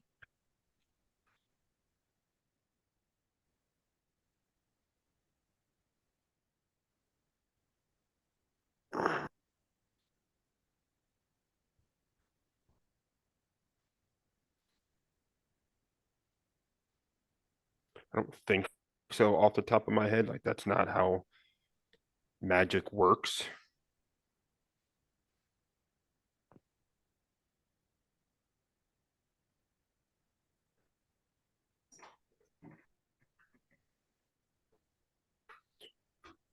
Yeah, like pretty much the most that I could do was either to help them till or I can help create walls.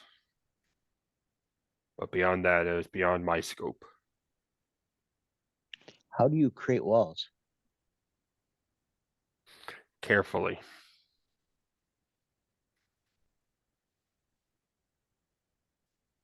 No, basically by speaking with the earth and invoking my will, I can quite literally make an earthen wall or a stone wall if there's enough unworked stone around. And just make sections of it. Takes a lot. Like I can't do it for very long. And I've never really done it in practice, so probably wouldn't be the best at first. So would that have some use against ruins? I'm thinking of a ruined brewery to help clear some ruins and debris away.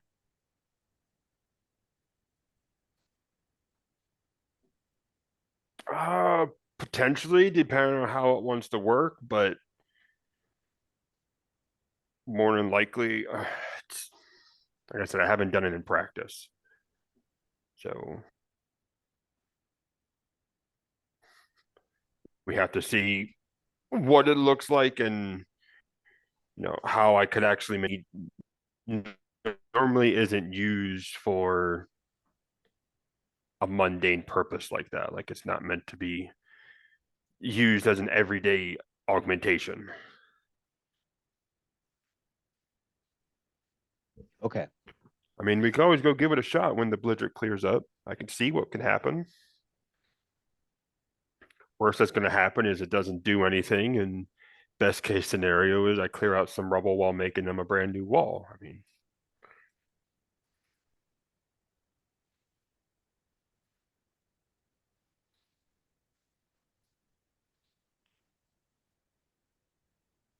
It might be worth a shot, at yeah. least to see if they've got some type of organized group once the blizzard passes that was going to look at rebuilding this.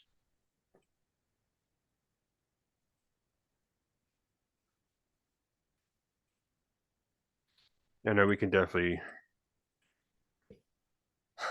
Yeah, no, I'm with you. Once this clears up, we'll see if we can help them out, get some, hopefully make a couple allies,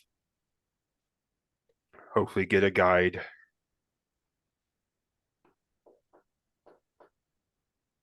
Maybe they have an apothecary around so I can get some more supplies.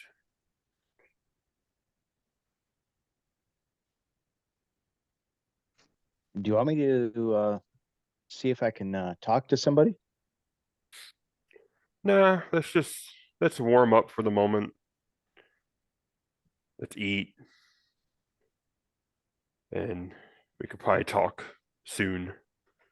But it's also we're kind of stuck here till this blizzard blows over regardless. So it's not like we're lacking time at the moment. Agreed. Agreed. Besides, maybe you can go hit on the pretty girls some more.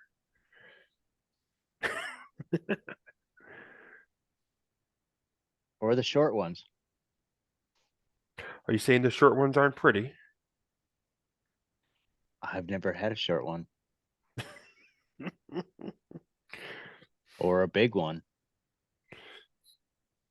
Right, the big ones.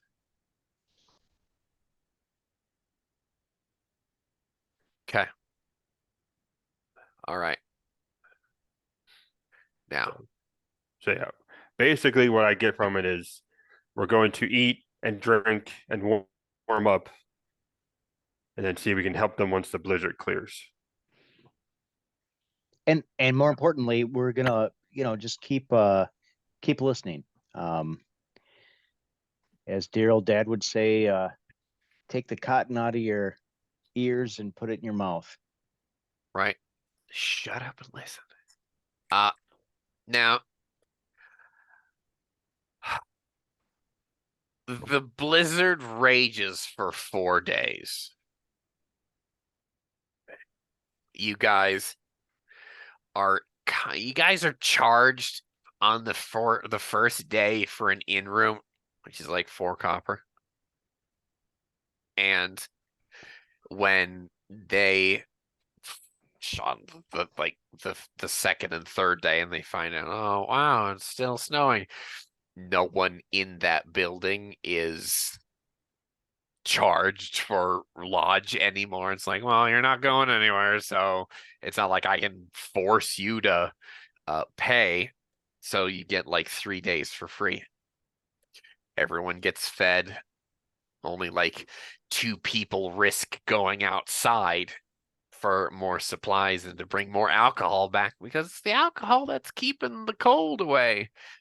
The bomb would actually volunteer to go out into the cold. Well, yeah, no, you're immune to cold by now. So no, you and one of the ogresses, she bundles herself up in the furs of a mammoth, a cave bear, and 2 other animals that are also woolly. And I mean, she's fucking 8 foot tall, and she's bundled up like almost adorably. How you guys kind of like trudge through the snow. Like I'll she bring the offers, bear if she can make the trip right? since She she's woolly. ah she offers to carry you because her strides are longer than yours, and we could get bikes and get done so much quicker. Yeah, yeah, he'll allow that. Against his own dignity, he'll allow it. Oh no. Okay, oh. So no, she carries you like a baby.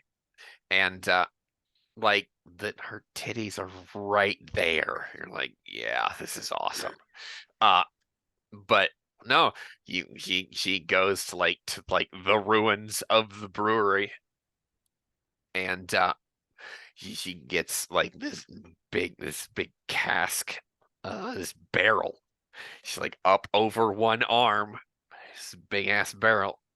That's basically a butt, like the huge, like 6.5, like 6 foot diameter, like top barrels that are like in a wall.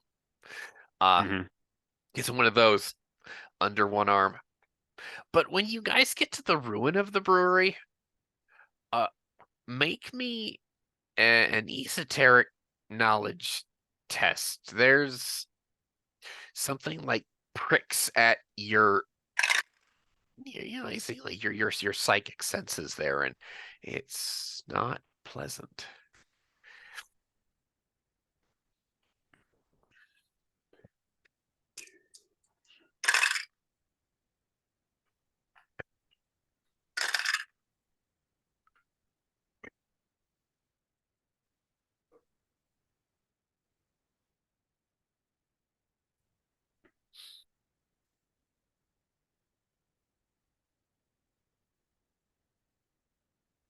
You hear me? Yeah, I can hear you. What'd you say? Okay. 18. 818? Mm-hmm. Yeah, no, 1-8. 1-8. So when she sets you down so she can go into the ruins of this place, and it's a pretty good sized building, like a big 2-story building that's kind of like burnt to its skeleton. Uh you like half follow her in and kind of like mill about.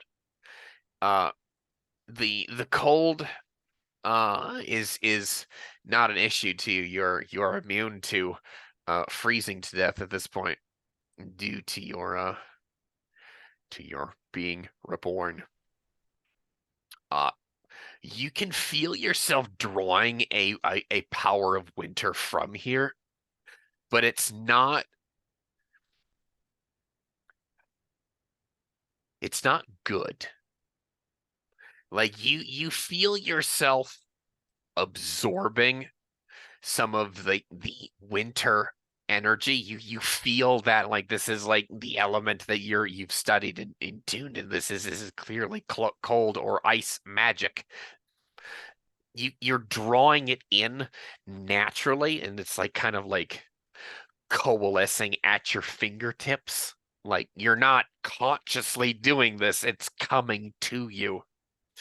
But there is a Mhm. palpable negative energy to it. It is whatever it is angry and it hates that you're alive. And it isn't.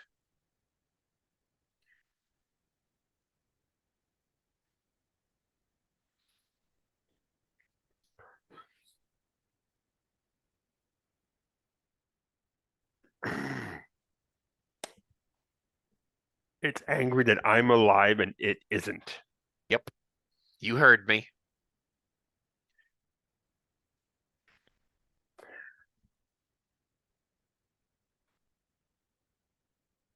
Because I don't have that one yet.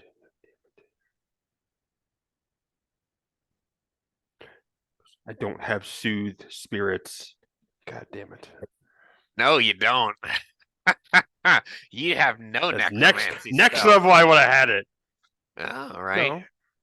Because I'm assuming it's an ice spirit of some sort, which I could have used the second one from the elemental tier, but I don't have that circle yet. Wrong kind of spirit.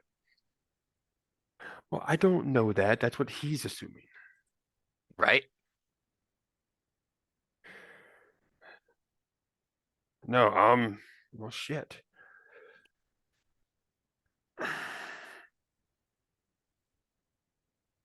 He'll God, as much as I know this is probably a bad idea. The Brawn's actually going to try to concentrate on the energy. Okay. And actually gather it some more.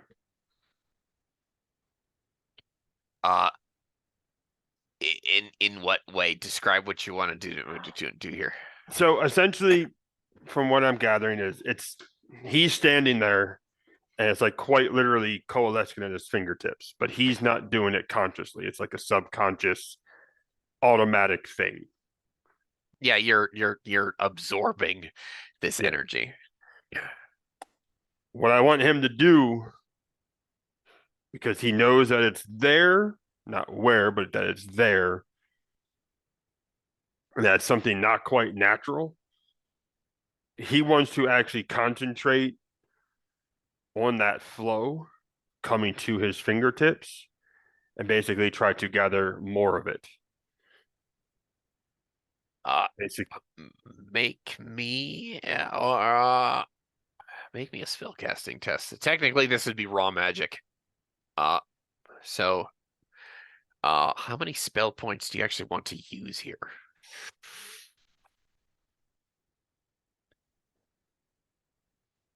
I have 9 altogether. Right. Did you bring your staff with you?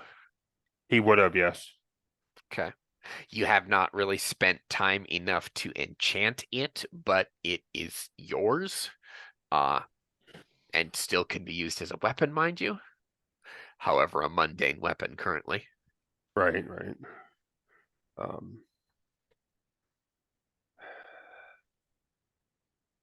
Just because he's feeling it out, he'll probably just use 2. 2? Yes. All right, make me a spell casting test then. All right. That's going to be 2d8 plus spirit. That's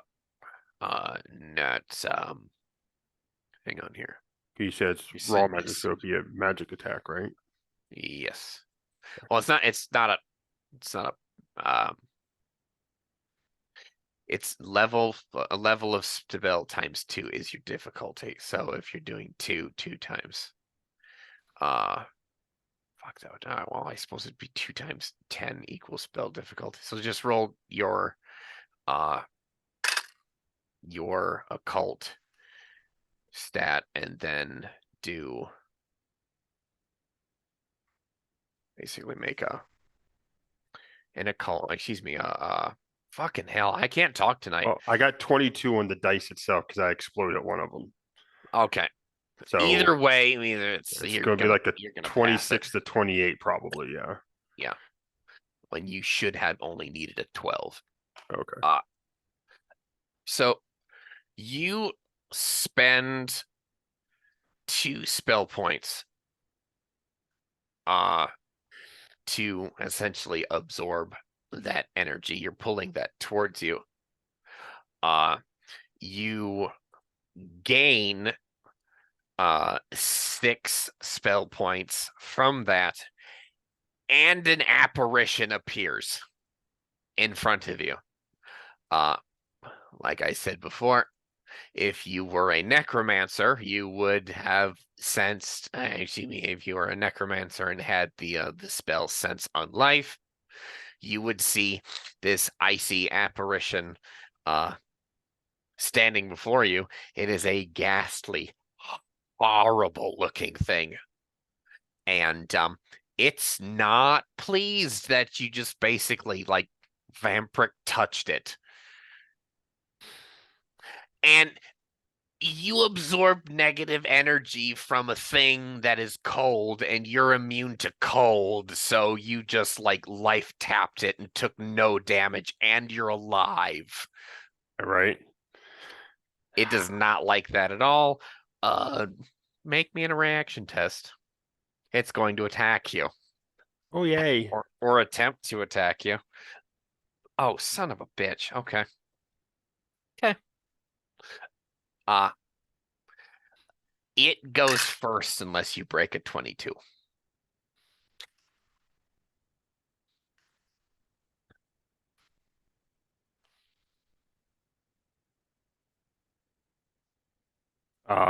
Actually, is that a hold on a second? Is that a saving throw or just a regular roll?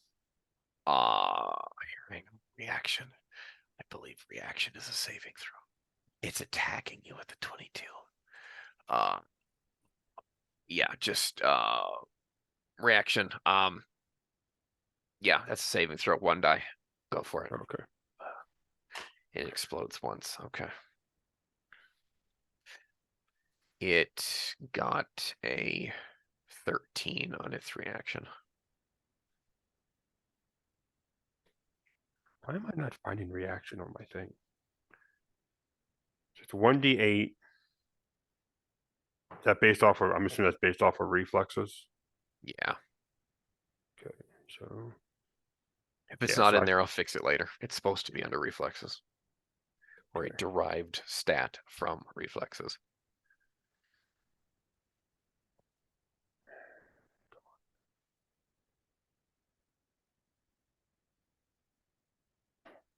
I think I only got like a 20 then. I got 17 on the die that I have. And I have a 3 from reflexes. Okay. Do you want to go first, or do you want to let it go first? Which is more appropriate or tactical for you?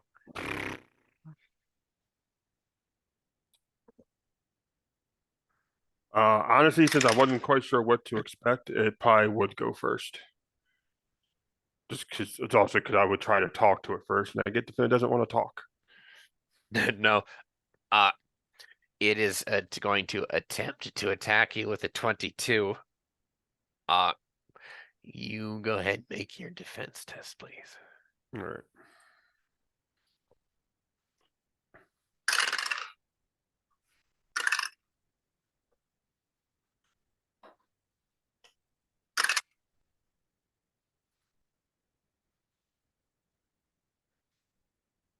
God damn, that dice likes exploding today.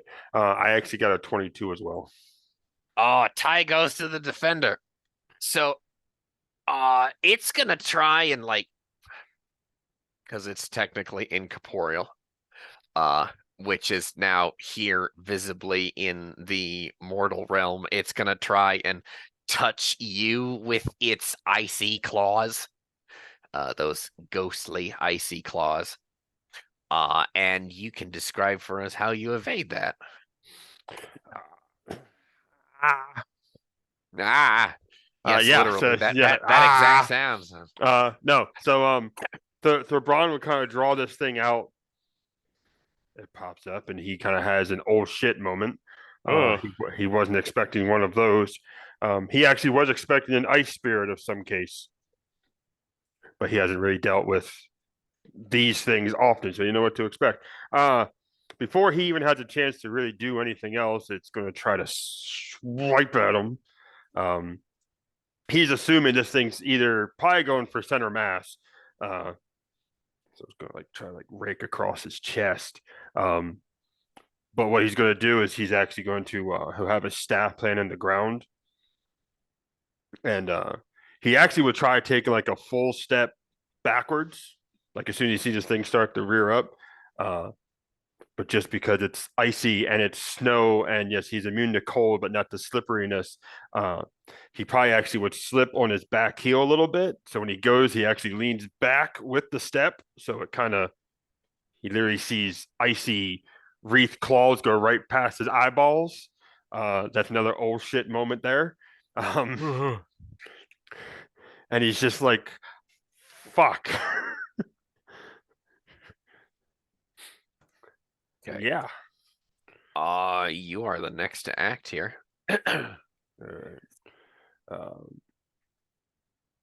Seeing what this thing is now.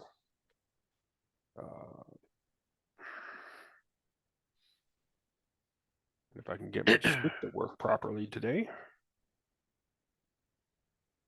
You're not sure if this thing is an ice spirit or if it's the spirit of somebody who froze to death.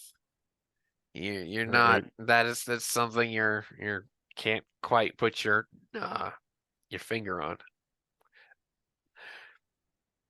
Like I said, if you're a necromancer, you would be able to tell. Right. We would know for certain, but I'm not, so we don't. No, we don't know what we don't know. And of course, I'm fighting something icy, and I use ice, so this might not work out the best. But he's actually going to, as he rights himself again, he's going to gather raw magic in his hand again. I'm going to use 2 more points for this. But before I make a roll, he's actually going to try to talk to it in Hyberian, because once again, he's assuming it's an ice spirit of some sort. Right. And he's just basically well, I just had it in my head and I lost it. Blech. Bleh. I'm fighting an icy wraith. Of course, my mind goes bleh. Did you die here? Can we help you? We don't need to hurt each other. Do you speak hag speech? No. The language of the dead? Of course you don't. It rasps something at you in hag speech and attempts to attack you again. Okay. With a fat 11. Ooh.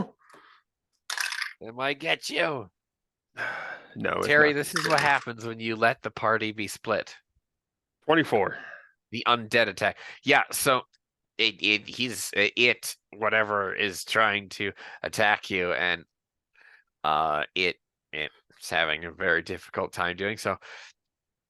And then the ogress turns to see this thing shriek at you in a voice that seems to be on the other side of an impossible gulf, somewhere beyond the grave. And she screams, and she drops the cider, and the barrel shatters. throwing that red, delicious alcohol all into the snow, and she runs like a deer back to excuse me, the tavern that is only half snowed in. Worst day ever. Yeah, I know, Yes, right? worst day ever. How dare?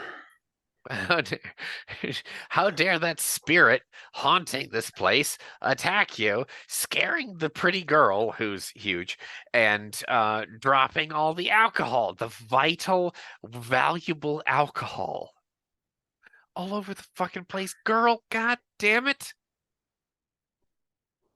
Mike, help, save us. Yeah, I know, right? Does does the thing? You're breaking up, man. What'd you say? Does the thing what? I said, does the thing react to her at all, or does it just stay focused on me? Oh, it doesn't give a shit about her. Okay.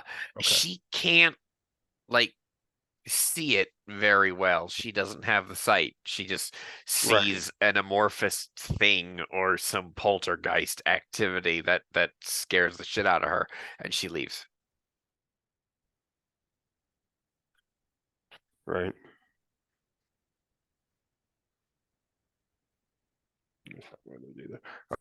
Yeah. So,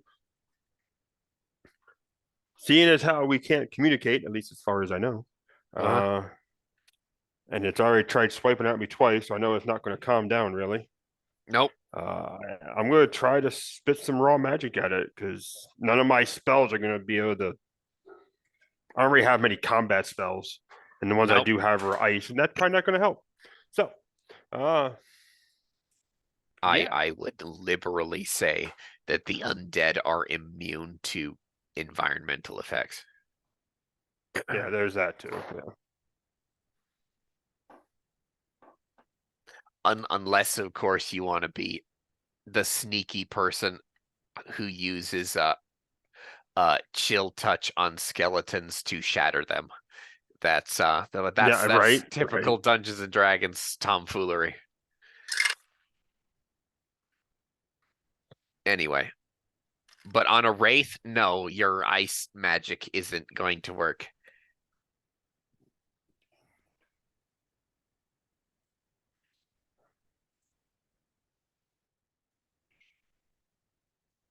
24 on a magical attack. 2 spell points again for raw magic. So yeah, from what I understand, your raw magic is ice elemental based, correct? It is, if you want to get super technical with Yeah, it that is is frosted thorns. it's immune to your magic, man. Uh Yeah. At least to You had to that. try. I know. At least Yeah. to that. However, you have taken your first steps down the path of the enchanter, which, if I'm understanding that correctly, uh raw magic for You the gave me the one that gets rid enchanter. of illusions. What's that? Yes, but that I that thought does when give. you did raw magic, I thought it was just your first tree of your first circle. Uh, it Can you can. do a raw magic for each? That depends. How do you want to get rid of this thing is my question for you.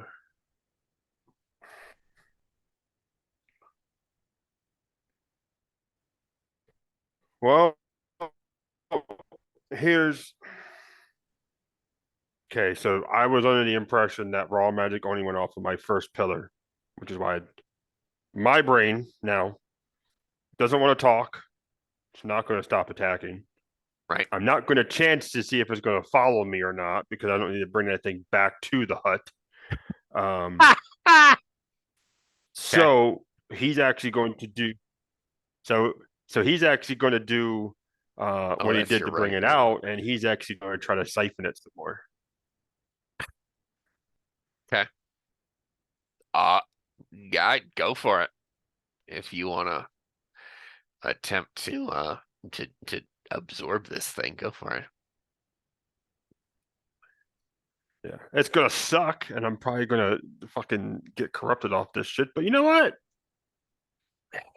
We're gonna Don't do what really we need have. to do I did because it. actually check the mechanics on that. No, raw magic is themed after the first circle that's studied. Okay, yeah.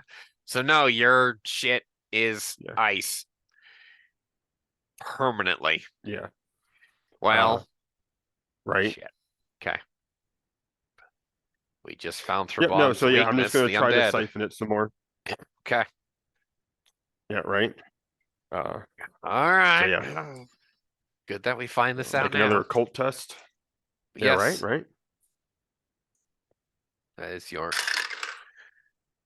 spellcasting test. It's yeah. You said 2 points initially? Well, since he's doing it again, and he kind of knows more of what he's doing, he's actually going to do 4 points this time. Okay. Which I Uh and okay. I So got a total of 21. okay. What you're casting it basically at a fourth tier spell. So I think so, if I understand the four, mechanics right, yeah. yeah. 4 times 2, 8 plus 10 would be 18. So you actually do break that spell. Mhm. Well, you cast the spell. Uh while you're trying to again try to absorb that. Okay. Mm-hmm. It's the only thing he can think of to do, and now that it's out, he is Right. not going to willingly let it run off to the warm-bodied people because that's not good. Well, it rolled a suppress on its save, so you you basically hold your hand out and suck this thing into your palm, and now it's there, and now you have basically an ice wraith that's like stuck. Like, do you want to like put it in you and possibly risk being possessed, or do you have a place to store it?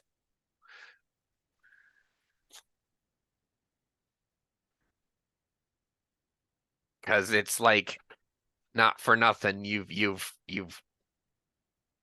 captured it, so to Mm-hmm. speak. Like,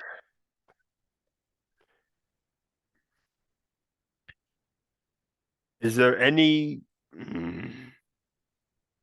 Okay, probably a stupid question. Is there any empty barrels or casks around? not really. Uh can you think of anything that would be like a vessel for an entity like that?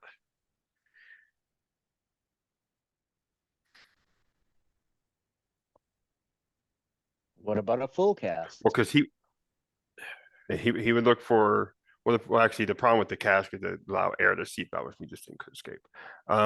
Right. Was there any Essentially, clay what or we're looking for something to bind an I need entity into. yeah, which I don't have out in the open.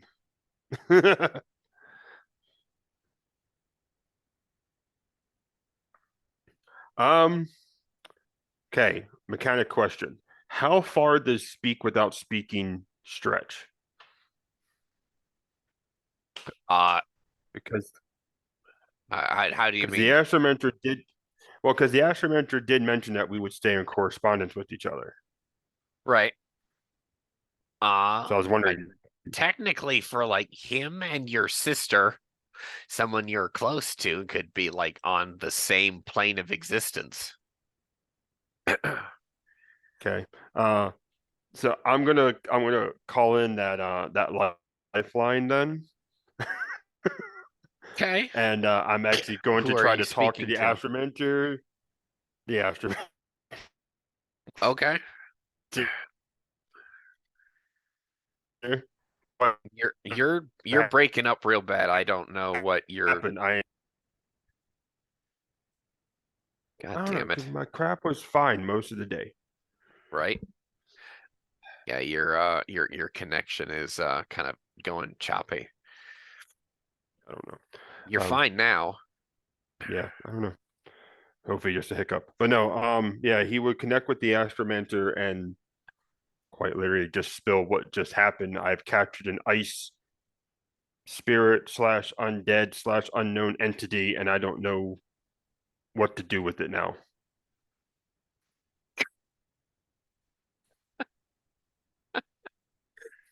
That's exactly what you say to him. And pretty much, is I'm stuck.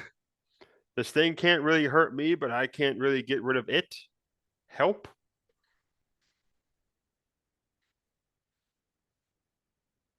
The reply is just laughter. God damn it. Do you have an item on your person that you could bind the thing into? Or force it into? Why am I a moron? I'm gonna put it in the staff.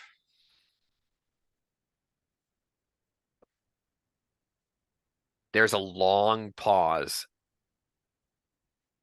And then the astromancer says, that's one way to enchant a staff. Do you have your staff near you? I do. There's a tone of like hopeful, like, ooh, do Yes, that. it is in my hand. As the thing is in my other hand. Well, put them together. Put it in there. It won't get out. You're going to force its servitude. Make sure it's useful and obedient. I hope It so. should be after this. Right? Yeah. He will put hand the staff and I guess essentially will it out of his hand into the staff? Question mark. Uh wow, how many spell points do you have left? Do I have left? I have 7. Did I siphon any more off of it when I tapped it the second time? You got 4 actually back. So Okay, so I'm actually well, back up initially to you had you spent 2 and gained 6. So and you then I had spent 4 4. temporary.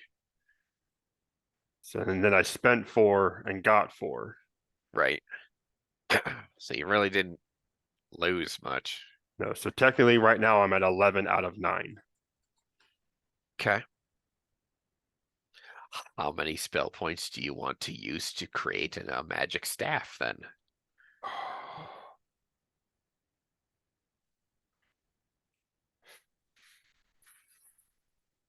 Keep in mind those 2, you said 11 of 9. Mm-hmm. So keep in mind those 2 spell points are you use them or you lose them. Mm-hmm.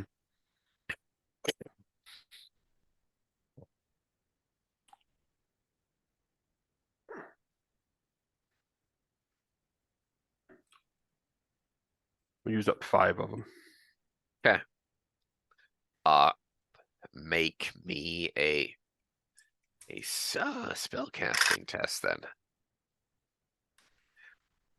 2 times 5 times 8 plus 10 is 20. So spell difficulty would be 20 on the spell casting test here. Mike, please pass your first enchantment, because if you don't, this will hurt you Right? very badly. Thank God for having a max out of a cult. Let's go be a 22. Oh, For some reason, 22 loves me tonight. I don't know why. because it's not a catch 22. You may describe for us how you impose your will upon this Thing. ice undead spirit. This very angry undead spirit that was not initially very happy with you at all. All right. It probably won't right. be for quite a long time either. Right. Yeah. So Describe it for us. So we'll take a step back here. When he life taps it for the second time. Actually, he's going to do it with the left hand because staff is in the right. He's going to do that. Gather in his palm, and then he's going to stand there for a second. He's trying to figure out what to do. Talks to the astromancer, and the astromancer says, "Do you have something to put it into?" He almost has one of those slaps himself in the forehead moments. But don't do that because it'll be stuck there. Yeah, right. Yeah, don't do it. Don't do that. That no bueno. But yeah, he's like, "Oh, fucking staff." And after they get done talking, he'll plant the staff in the ground, and about 2/3 of the way up, he'll just take his hand and he'll slap it around. And he'll squeeze pretty tight, and he'll basically reverse impose his will and force it into the fibers and the wood of the staff. At the same time, in the back of his mind, he's like, I really hope the little girl from this is really strong willed and she kicks his ass. And he wouldn't say anything to it because he knows it's pissed off. But basically, every time he fights back, he's just going to be like, you're not going to win this. I already beat you. You can't hurt me. You're going to lose. Get in the damn staff. So which anyone who was there's a battle of wills there. So what it's going to attempt to do is going to push back against your will with an 18. That would be meditation for you. Okay. Let me just a second here. 18 is actually pretty damn good in meditation save too.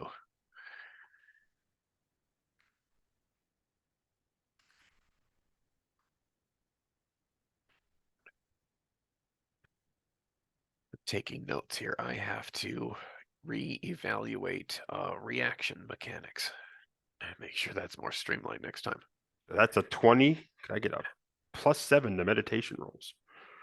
Fuck yeah. So it tries to push back against you, and you again, your wills are locked, kind of like banging knuckles against each other.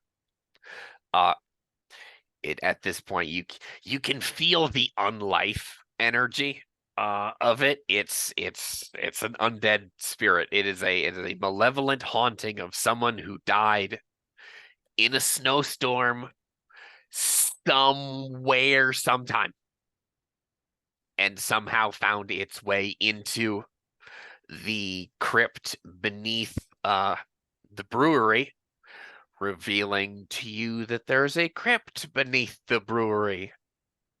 And it screams something, howls something again from beyond the grave across an impossible gulf in the realm of the dead. As that scream fades away and is bound to the staff. And you have basically what's where your hand is. You bring your hand away, and like etched, like burnt in there, like frostbite burn, is like a series of runes in there, like Hyberian script. Like you've done your first like enchantment there, opposing your will, binding something into there. You staff now has, hang on a second, I think I wrote down, has 12 spell points itself.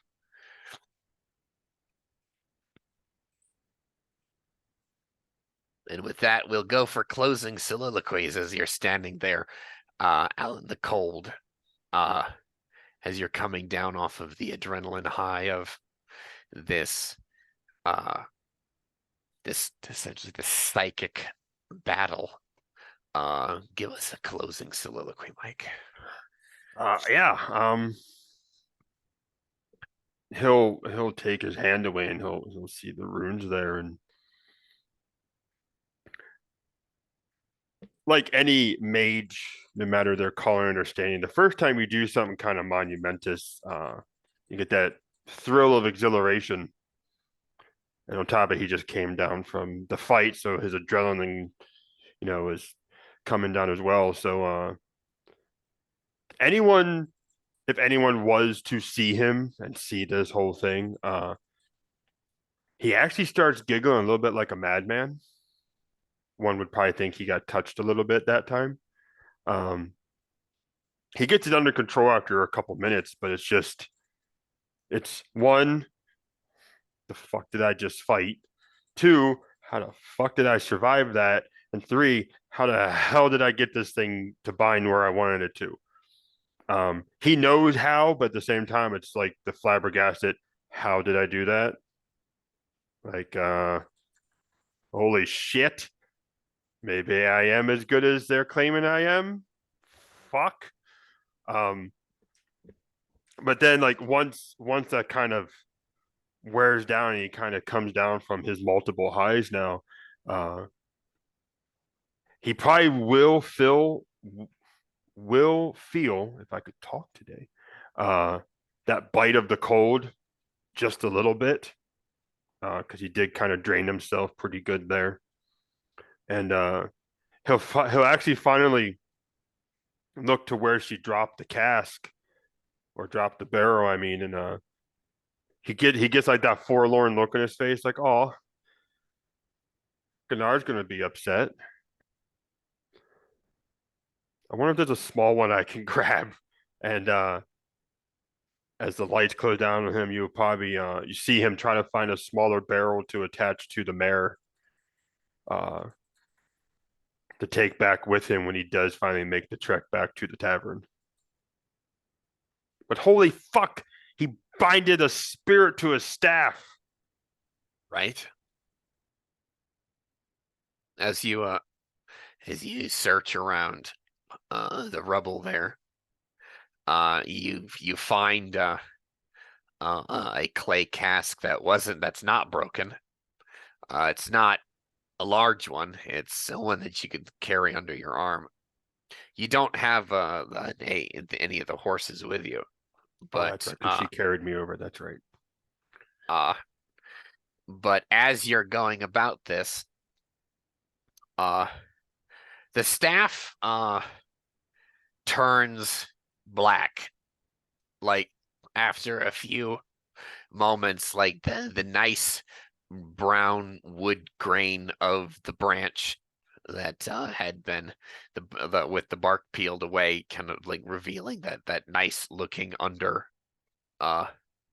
lumber there, kind of whirls with kind of like a charred, like how you burn wood with a blowtorch. It has that really pretty like whirls in it when it chars. With this, it burns from the cold, turns black. Ice sickles and excuse me, not icicles, frost forms around your knuckles, and like maybe some of the sweat of your exertion like pours off of your hand to create a small icicle there. And like you can switch hands and you bring your hand away, and like it breaks the ice there. And as you see the staff itself like petrifies and hardens, like the entity itself just kind of like did this inside it and settled, which feels unnatural. And the staff is a little lighter now, but harder and more dense. You can feel the magic therein. It's not happy, but it's making itself comfortable. Well, and also when it petrifies, it would remind him of the staff of Ghost Owl, because Ghost Owl's was petrified. Yeah. So His was almost fossilized, so damn old. right, but It's a that to him rock. is like, oh, okay, this is like the next logical step. As you mill about amongst the ruins there, it's more and more depressing as you find less and less alcohol, and you find that that entrance to the crypt that goes down deeper into the mountain. You log that away for future knowledge. And the first thing Gunnar sees, as you're like, well, you know, Thurman he's been gone for a while. You're kind of like milling about that front door. And she throws open the door wide, and it's just titties in the doorway. Closing soliloquy, my friend. Gunnar has made some new advances into locations that he's never imagined before, and so far with these last three, their food and their drink and their hospitality has been outrageous. This last group up in the mountain pass, although it's not the most comfortable situation, it hasn't been aggressive, and there has been hospitality. So we are still on our mission, and we're still relatively safe, and we've got food and drink. So